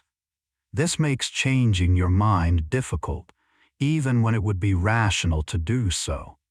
Beliefs become part of your identity, and abandoning them feels like losing part of yourself. This is why debates rarely change minds. People dig in rather than update. But understanding this tendency offers a path to growth, recognizing that updating beliefs is not weakness but wisdom, not loss but expansion. You're allowed to change your mind. You're allowed to outgrow old beliefs, to see things differently as you learn more. The person you were last year had certain beliefs. You might see things differently now, and that's not betrayal, that's evolution. You're not obligated to remain consistent with past versions of yourself. You're allowed to grow, to soften rigid views, to say, I used to think this, but now I see differently. That flexibility is strength, not inconsistency. Psychology has studied the negativity bias extensively, and it shows up in relationships too. In partnerships, it takes about 5 positive interactions to counterbalance 1 negative interaction. Criticism, contempt, or coldness land heavily, while kindness and warmth need repetition to register equally. This is why relationships can feel fragile, why a single fight can seem to erase weeks of harmony. Understanding this imbalance can help you navigate relationships more skillfully, being intentional about positive interactions, expressing appreciation regularly, repairing after conflict. But it also highlights how hard you are on yourself. The negative things you tell yourself, the self-criticism and judgment, those land heavily too, requiring many more positive thoughts to balance. If your internal dialogue is harsh, no amount of external validation will feel sufficient. The negativity bias means you need to actively cultivate self-compassion repeatedly to counteract the critical voice. You need to tell yourself kind things more often than mean things, not because you're fragile, but because that's how the system is weighted. Tonight, can you think one gentle thought about yourself? Just one. I'm doing my best. I deserve rest. I'm enough. One kind thought against the many harsh ones. It's a start. There's a concept called illusory correlation, where you perceive relationships between variables that don't actually exist or overestimate relationships that are weak. You remember the times you thought of someone and they called, forgetting the many times you thought of them and they didn't.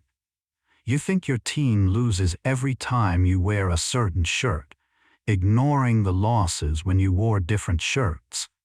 The mind is a pattern-seeking machine, and sometimes it finds patterns that aren't there. This is the root of many superstitions and biases. But recognizing this tendency can free you from false conclusions. That belief that you're unlucky, that things always go wrong for you, it might be illusory correlation, remembering negative events more vividly and connecting them into a false pattern. The neutral and positive events are there too, just less salient. Your life is more random, more mixed, more complex than the story your mind tells. And there's strange comfort in that. You're not cursed. You're not doomed. You're just living in a complex world where the mind's pattern detection sometimes misfires. The future is more open than your anxious patterns suggest. Psychology explores the concept of hope, and researchers like Charles Snyder have operationalized it as having both goals and pathways. You need to know what you want and believe there are routes to get there. Hope isn't naive positivity, but a cognitive process involving planning and agency. Hopeful people don't expect everything to work out magically. They believe they can navigate obstacles and find alternative routes when blocked. This means hope can be cultivated by setting clear, meaningful goals and identifying multiple strategies for reaching them. But right now, in the context of rest, hope might look different. It might be the quiet belief that tomorrow will come, that you'll wake restored, that difficulties will be more manageable after sleep. It might be the trust that your body knows how to heal itself, that your mind knows how to process and integrate. Hope doesn't have to be grand or dramatic. It can be the simple, humble expectation that things will continue, that you'll continue, that morning will eventually come. And it will. It always does. Darkness has never lasted forever, not once in the history of the world. Light always returns. That's not optimism. That's just how this planet works. Hold on to that if you need something to hold. There's a psychological concept called moral licensing, where doing something good gives you unconscious permission to do something less good later. You volunteer for charity, then feel justified eating an indulgent meal. You recycle, then drive more. The good deed creates a sense of credit that you then spend. This isn't hypocrisy but human. The psyche seeks balance, allowing treats after virtue. But moral licensing can also trap you in cycles of self-sabotage. You eat healthy, then binge. You work hard, then procrastinate. Recognizing this pattern helps you see that you don't have to earn rest through productivity or reward struggle with excess. You don't need moral credit to deserve care. You don't have to be virtuous to be worthy of gentleness. Rest isn't a reward for good behavior. It's a basic need like water or air. You deserve it simply because you're alive. There's no tab to balance, no account that must be settled. You can rest without justification. You can be kind to yourself without first proving you've suffered enough. The permission is already granted by virtue of your existence. Psychology has studied the sleeper effect, where a message from a low credibility source initially has little impact, but over time, people forget the source and the message becomes more persuasive. You hear something from an unreliable person and dismiss it, but weeks later, you remember the message but not that it came from an unreliable source, and it seems more believable. This highlights the malleability of memory and the importance of tracking source credibility. But it also shows how ideas take time to integrate. Something you hear tonight might not land immediately but could resurface later, detached from this moment, and influence you then.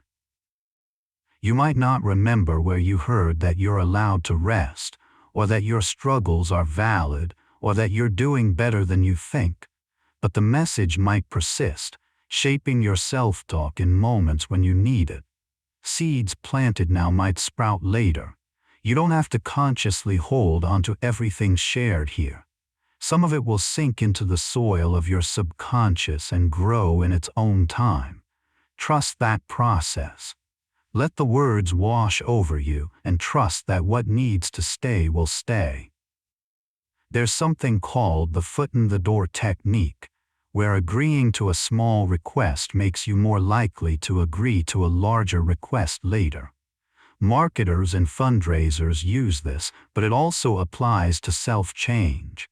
Starting with tiny, manageable steps increases the likelihood of building toward bigger changes. Want to exercise regularly? Start with putting on workout clothes. Want to meditate daily? Start with 3 breaths. The small action creates momentum and shifts identity. I'm someone who does this. Right now, you're practicing rest, and it might feel small or insignificant, especially if your mind is still active. But this small practice is a foot in the door. You're building an identity as someone who cares for themselves, who listens to their body, who prioritizes well-being. Each night you do this, the identity strengthens. Eventually, self-care won't be a struggle or a luxury, but just who you are. You're becoming someone who rests. You're already that person actually. Right now lying here you are that person. Let that identity settle in. You're someone who rests.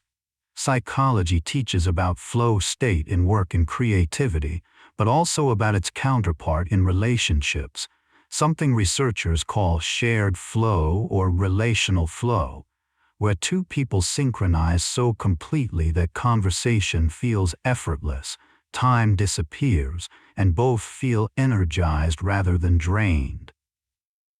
These moments of deep connection are among life's most meaningful experiences, but they're also rare and can't be forced. They arise when both people are present, open, and engaged, when the balance of speaking and listening feels natural, when vulnerability is met with acceptance. If you've experienced this, you know how precious it is. If you're longing for it, please know it's available, though not always with the people you wish. Some connections never quite find that rhythm, and that's not your fault. Chemistry is real, and it's not entirely within your control. What you can control is your own presence, openness, and willingness to engage authentically. The rest is co-created, a dance requiring both parties. And sometimes, even with yourself, you can find a kind of flow, a sense of being aligned with yourself, thoughts and feelings moving smoothly, no internal conflict. Maybe you can touch that now, a quiet harmony with yourself, however brief. There's a concept called the endowment effect, where you value things more highly simply because you own them. Your old car, your worn furniture, your childhood possessions, they seem more valuable to you than equivalent items you don't own, not because of objective quality but because they're yours. This effect extends to beliefs, identities, and even suffering. You can become attached to your pain, your story of struggle, because it's familiar, because it's yours. Letting go of suffering can feel like losing part of yourself. This isn't masochism, it's the endowment effect. But recognizing this tendency offers freedom. You can choose to divest from suffering, to release the identity of being broken or damaged or forever affected by past hurts. You can acknowledge what happened while also letting go of the story that it defines you. You're not what happened to you. You're what you choose to become in response to it. And you can choose slowly to put down burdens you've carried so long they feel like part of you. They're not. They're just things you've been holding. You can set them down. Your hands are allowed to be empty, light, free. Psychology has explored the concept of intrinsic versus extrinsic motivation. Intrinsic motivation is doing something because it's inherently rewarding. You paint because you love painting. You run because it feels good. Extrinsic motivation is doing something for external rewards, payment, praise, avoidance of punishment. Research consistently shows intrinsic motivation is more sustainable and leads to greater satisfaction. Extrinsic rewards can actually undermine intrinsic motivation. Paying kids to read can make them enjoy reading less. The implication is profound. The best life is one aligned with intrinsic values, where what you do resonates with who you are, where action and desire align. This is hard in a world that often demands extrinsically motivated behavior. Work for money, behave for approval, perform for status. But within the cracks, you can cultivate intrinsic pursuits. Hobbies for their own sake. Relationships for connection, not utility. Rest for restoration, not productivity. Right now, you're resting not to achieve some goal, but because rest itself is good, because your body needs it, because it's intrinsically valuable. There's no external reward for sleeping well, no trophy for resting deeply. The value is in the act itself, and that's the purest kind of value there is. There's a psychological phenomenon called the sunk cost fallacy, where you continue investing in something because you've already invested so much, even when it's clear the investment isn't paying off. You stay in a bad relationship because you've already spent years in it. You finish a terrible book because you've already read half. You keep pursuing a career that makes you miserable because you've already spent so much time training for it. The rational move is to cut your losses and redirect energy towards something more promising, but psychologically, abandoning the sunk cost feels like wasting everything you've put in. But here's the truth. The investment is already spent, whether you continue or not. Continuing doesn't redeem past costs, it just adds future costs. Sometimes the wisest thing you can do is walk away, honor what you learned, and choose differently going forward. If there's something in your life that isn't serving you, something you're only continuing because you've already put so much into it, please consider. Your past investment doesn't obligate your future. You're allowed to change course. You're allowed to say, "This isn't working and I'm choosing differently now." That's not failure, that's wisdom. Psychology has revealed that emotions are not just psychological, but deeply embodied. Your body and mind are not separate. Changes in heart rate, breathing, muscle tension, and posture affect emotions, just as emotions affect these physiological states. This is why physical practices like exercise, yoga, or even deliberately adopting confident posture can shift emotional states.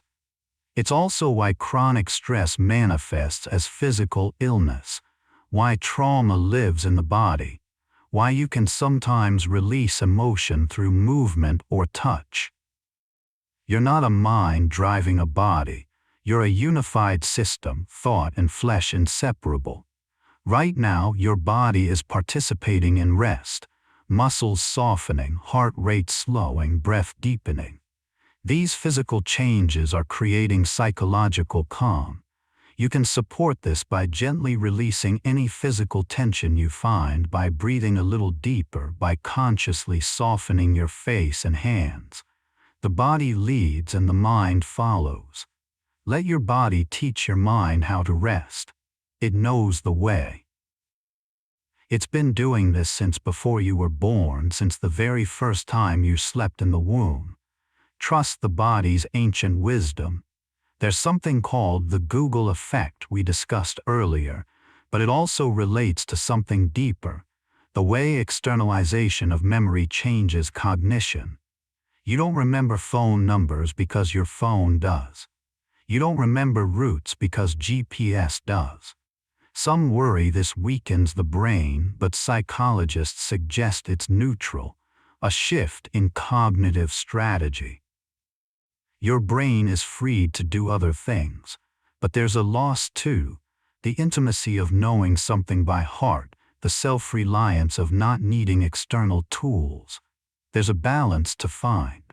Right now in this screen-free, tool-free darkness, you're entirely self-reliant.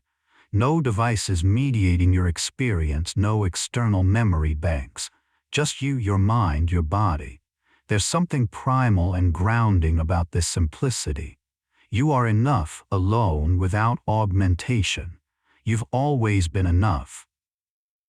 The tools are helpful, but they're not you. The real you is here, breathing, thinking, feeling, being. And that's sufficient.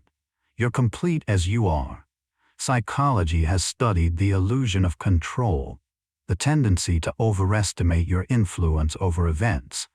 You think you can control more than you actually can, which can lead to superstitious behaviors, overconfidence, or excessive guilt when things go wrong. But the illusion of control also serves a psychological purpose. It reduces anxiety. Believing you have some control, even illusory, feels better than acknowledging total helplessness.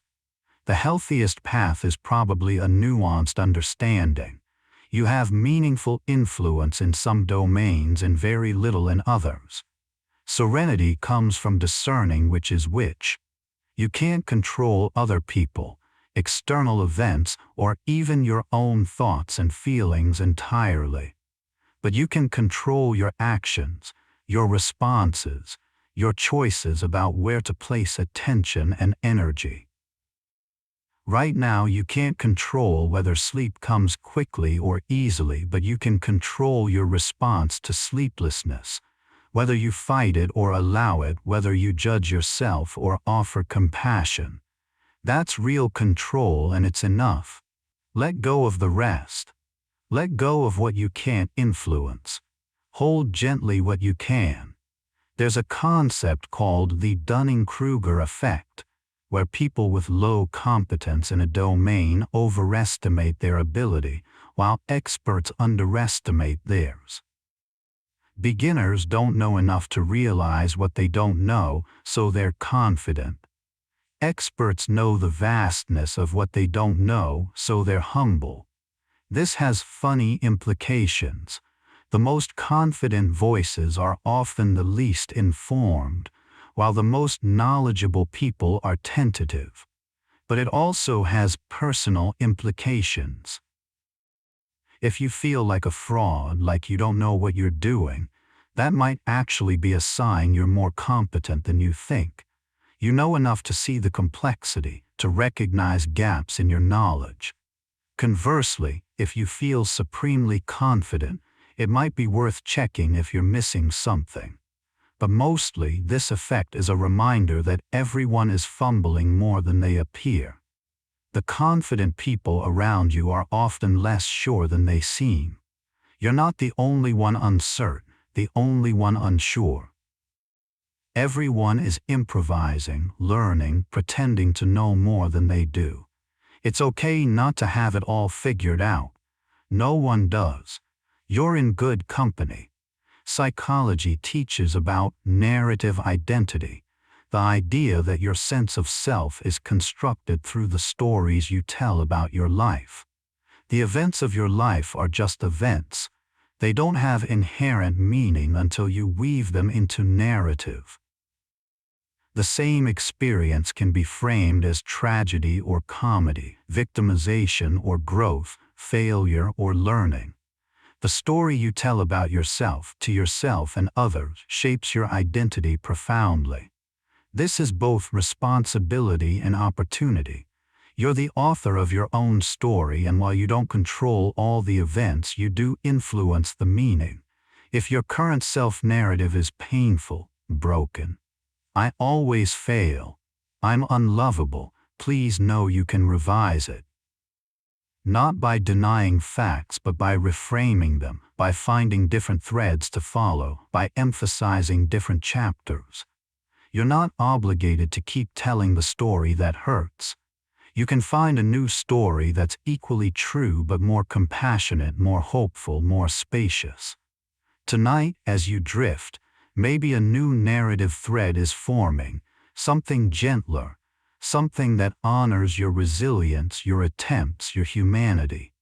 You're not the villain of your own story, nor the victim.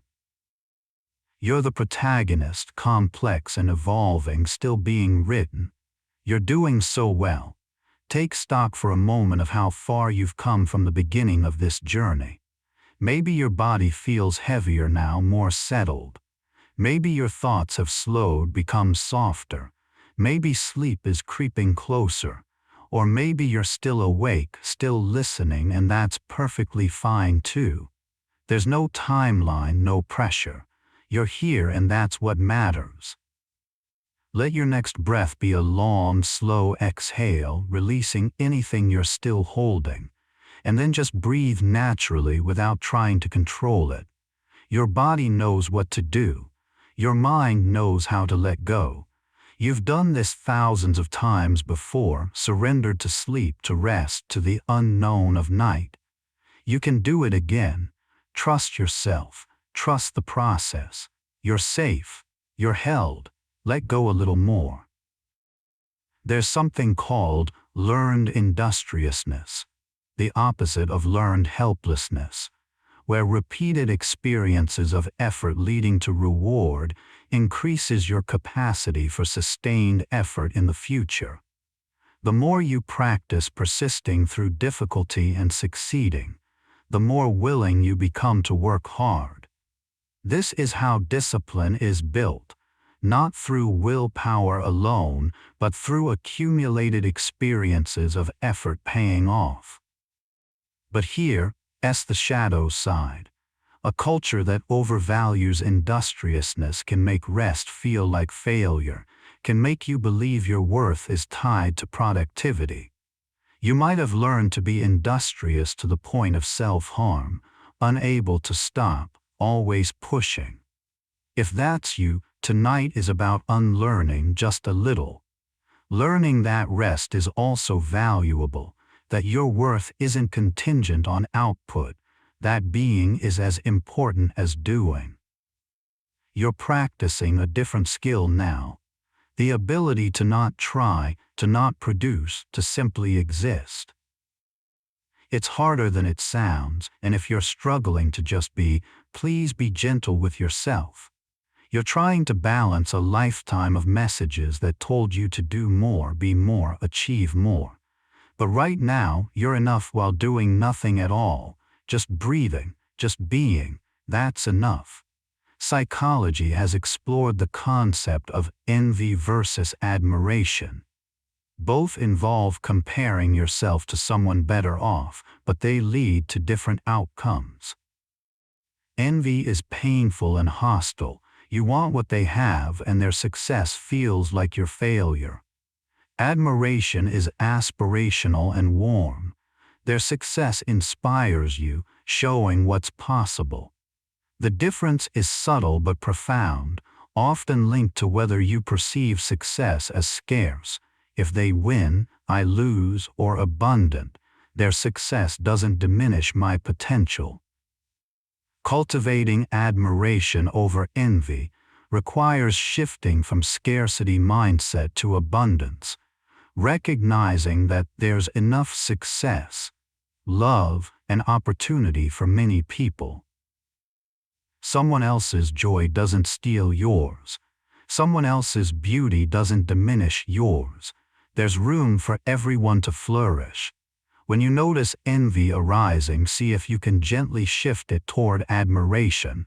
They achieved something wonderful. That's inspiring. I wonder what I can learn from their path. It's not always possible, especially when wounds are fresh, but it's worth practicing. It makes life feel less like competition and more like shared journey. There's a concept called identity foreclosure, where you commit to an identity without fully exploring alternatives. Often this happens under social pressure. You become what parents, culture, or circumstance expect without questioning if it fits. You choose a career path young and never reconsider. You adopt beliefs handed to you without examining them. Identity foreclosure provides stability, but at the cost of authenticity. The alternative is identity exploration, where you experiment with different roles, beliefs, and paths before committing. This exploration can feel unstable, confusing, even frightening, but it often leads to more authentic, satisfying identities. If you feel stuck, constrained by an identity that no longer fits, please know it's never too late to explore. You're allowed to question, to try on different ways of being, to discover parts of yourself you didn't know existed. You're not a finished product. You're a work in progress, and the work can continue as long as you're alive. Tonight, in the privacy of your own mind, you can wonder, who am I beyond the roles I perform? Who would I be if I didn't have to be anything? Let that question sit softly without urgency. The answer will unfold in time. Psychology has identified compassion fatigue, especially in caregivers and those exposed to ongoing suffering. Empathy is a limited resource, and constant exposure to pain, your own or others, can exhaust your capacity to care. You become numb, detached, not because you're cold, but because you're overwhelmed. If you felt this, a flatness where compassion used to be, an inability to feel moved by things that once affected you, please know it's not a character flaw but a sign you've been carrying too much. Compassion fatigue is treatable. It requires rest, boundary setting, and replenishing your own resources before giving to others. You can't pour from an empty cup. Self-care isn't selfish, it's the foundation for sustainable compassion. Tonight, resting, you're refilling the cup. You're restoring your capacity to care, to feel, to engage. This rest is not just for you, but for everyone you'll interact with tomorrow. You're taking care of yourself so you can show up for life. That's honorable. That's necessary. Don't let anyone, including yourself, shame you for it. There's something called temporal discounting, the tendency to prefer smaller rewards now over larger rewards later. You'd rather have $20 today than $50 next month. This is why saving for retirement is hard, why diets fail, why you stay up too late even though you know you'll regret it tomorrow. The present is vivid and tangible.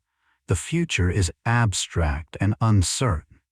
Your brain heavily discounts future rewards, prioritizing immediate gratification.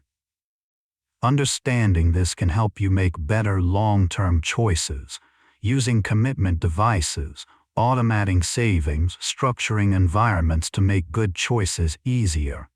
But right now, in the context of rest, temporal discounting actually works in your favor.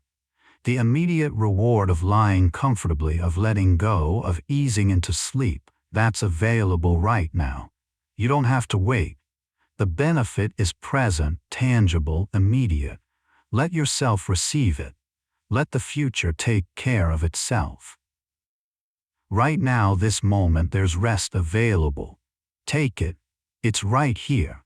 Psychology teaches about growth mindset versus fixed mindset, concepts popularized by Carol Dweck. A fixed mindset believes abilities are static. You're either smart or not, talented or not. A growth mindset believes abilities can be developed through effort and learning. People with growth mindsets embrace challenges, persist through setbacks, and see effort as the path to mastery. Those with fixed mindsets avoid challenges to protect their self-image, give up easily, and see effort as evidence they're not naturally good enough. The implications are profound. Your beliefs about your own capacity directly affect your capacity. If you believe you can grow, you will. If you believe you're stuck, you'll stop trying. Mindsets can be shifted, and it starts with noticing your self-talk. When you struggle, do you say, "I can't do this," or "I can't do this yet"? That word "yet" opens possibilities. You're not finished developing. You're not done learning. Whatever you struggle with now, you can improve with practice. Even rest, even sleep, even emotional regulation, these are skills, and skills can be developed. You're developing them right now. You're learning slowly how to let go. Be patient with yourself. Growth takes time, and you're on your way. There's a concept in psychology called unconditional positive regard, central to Carl Rogers' person-centered therapy. It means accepting and valuing someone without conditions or judgment, regardless of what they say or do. In therapy, this creates a safe space where clients can explore their true feelings and selves without fear of rejection. But unconditional positive regard isn't just for therapists, it's something you can offer yourself. Can you accept yourself without conditions? Not "I'm acceptable if I'm successful," or "I'm worthy when I'm kind," but simply "I'm acceptable because I exist." This is incredibly difficult in a world that constantly tells you that worth is conditional, but it's also deeply healing. Right now, lying here, however imperfect you feel, however much you fell short of ideals today, can you offer yourself unconditional positive regard? Can you say, "I'm still worthy, I'm still valuable, I'm still deserving of care"? You don't have to earn it, it's yours by birthright. You're a conscious being capable of suffering and joy, and that's enough to make you worthy of kindness, your own and others. Rest into that acceptance. Let it hold you. Psychology has studied the gratitude paradox, where grateful people tend to be happier, but you can't force yourself to feel grateful. That backfires, creating guilt and inauthenticity.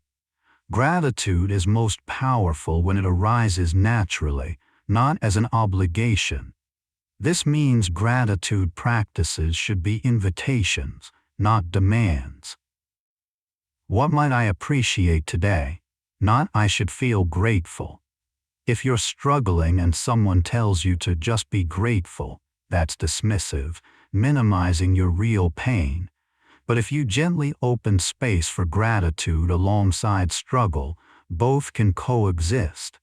You can acknowledge that life is hard and notice a small kindness. You can feel grief and still appreciate a sunset. Emotions are not mutually exclusive. Right now, maybe there's something small you can appreciate. The quiet, the safety of your bed, the fact that you don't have to go anywhere or do anything. Or maybe not, and that's okay too. Gratitude is a gift when it comes, not a debt you owe. Don't force it. But if it's there, even as a whisper, let yourself feel it. It might soften something in you. There's something called theory of mind, the ability to understand that others have thoughts, beliefs, and perspectives different from your own.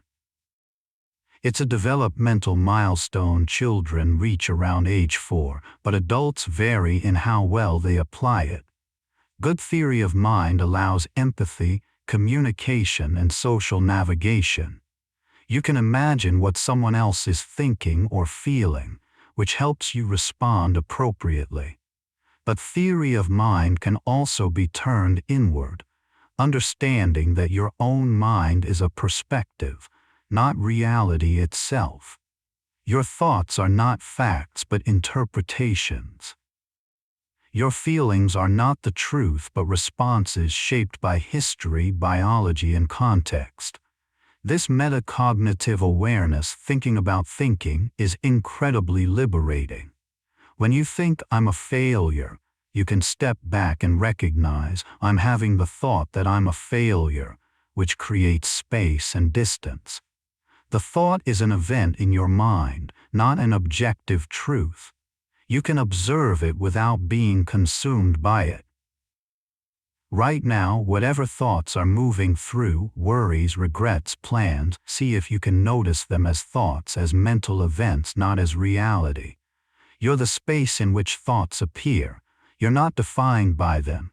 You're the witness, the awareness, the vastness that contains them.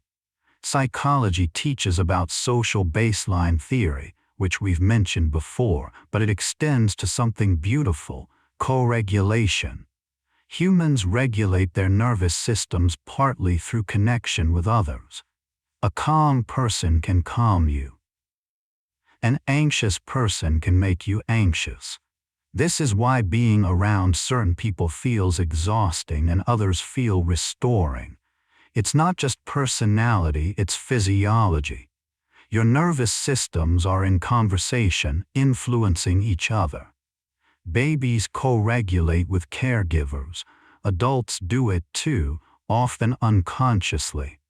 This is why loneliness is so painful. You're trying to regulate alone, which is harder. But here's the gift.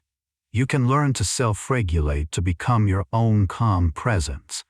Practices like deep breathing, mindfulness, self-compassion, these allow you to co-regulate with yourself, to be for yourself what a calm friend would be. Right now, you can offer yourself that steady presence. You can be the calm in your own storm. Breathe slowly, speak kindly to yourself in your mind, imagine yourself being held by your own compassion. You can be both the one who needs soothing and the one who soothes. That capacity is in you. It's always been there. There's a phenomenon called choice supportive bias, where after making a choice, you tend to retroactively attribute positive qualities to the chosen option and negative qualities to rejected options. You chose this apartment, so you focus on its virtues and downplay its flaws. You rejected that job, so you emphasize why it would have been bad and minimize what you might have gained. This bias helps you feel good about decisions and reduces regret, which is adaptive. But it also means your current evaluation of past choices is distorted. The path not taken might have been better, worse, or about the same.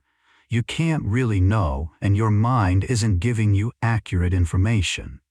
The takeaway: be humble about your judgments of past choices. They seemed right at the time, and you're biased now toward believing they were right. Or if you regret them, you might be biased toward believing they were disasters when they might have been fine. Either way, you made the best choice you could with the information you had. Trust past you a little more. They were doing their best, and current you is doing the same. Tonight you chose rest. That's the right choice. Trust it. Psychology has explored the concept of awe, an emotion evoked by vast, extraordinary stimuli that transcend your current understanding. Awe makes you feel small but in a positive way, connected to something larger, less focused on yourself, more open to mystery. Research shows awe has remarkable benefits: increased generosity, patience, life satisfaction, and even improved health. All can be found in nature, art, music, ideas, acts of moral beauty. It shifts perspective, pulling you out of narrow concerns into broader context. Right now in the darkness you might find a different kind of awe, the awe of consciousness itself. The fact that matter organized into the complex pattern that is you, capable of reflection, experience, thought. The universe became aware of itself through you. That's astonishing. Billions of years of cosmic evolution led to this moment, you lying here, aware that you're aware.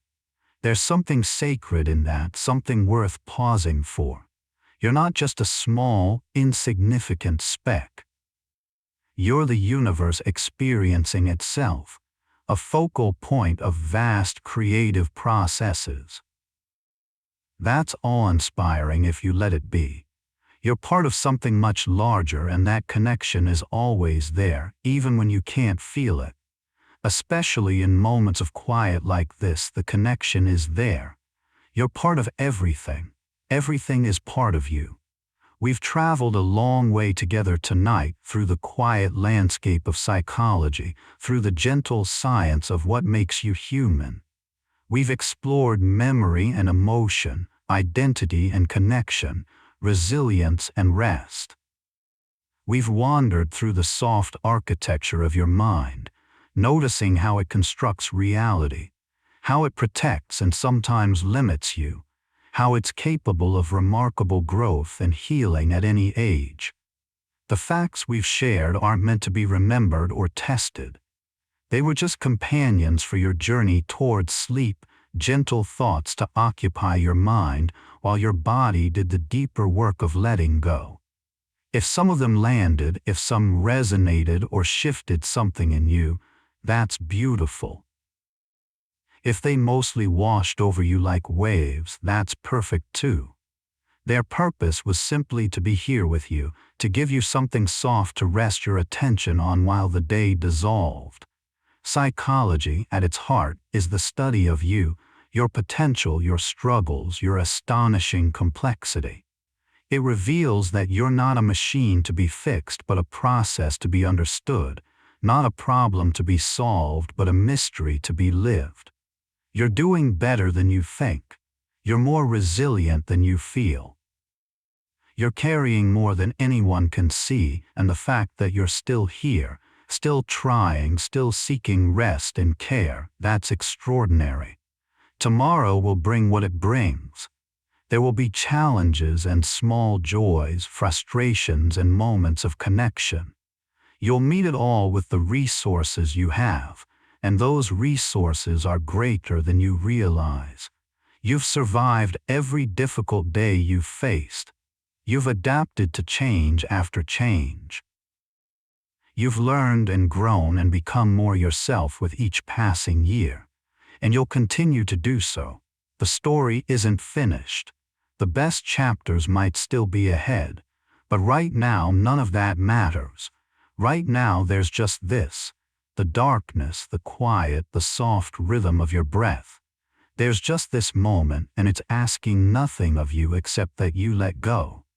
Let go of the day's concerns, let go of tomorrow's worries, let go of the need to be anything other than what you are right now. A tired human seeking rest, that's enough, that's everything. If sleep comes, welcome it. If it doesn't quite yet, that's okay too. You're still resting, still caring for yourself, still doing exactly what you need to be doing. There's no wrong way for this night to unfold. However it goes, you're okay. You're safe.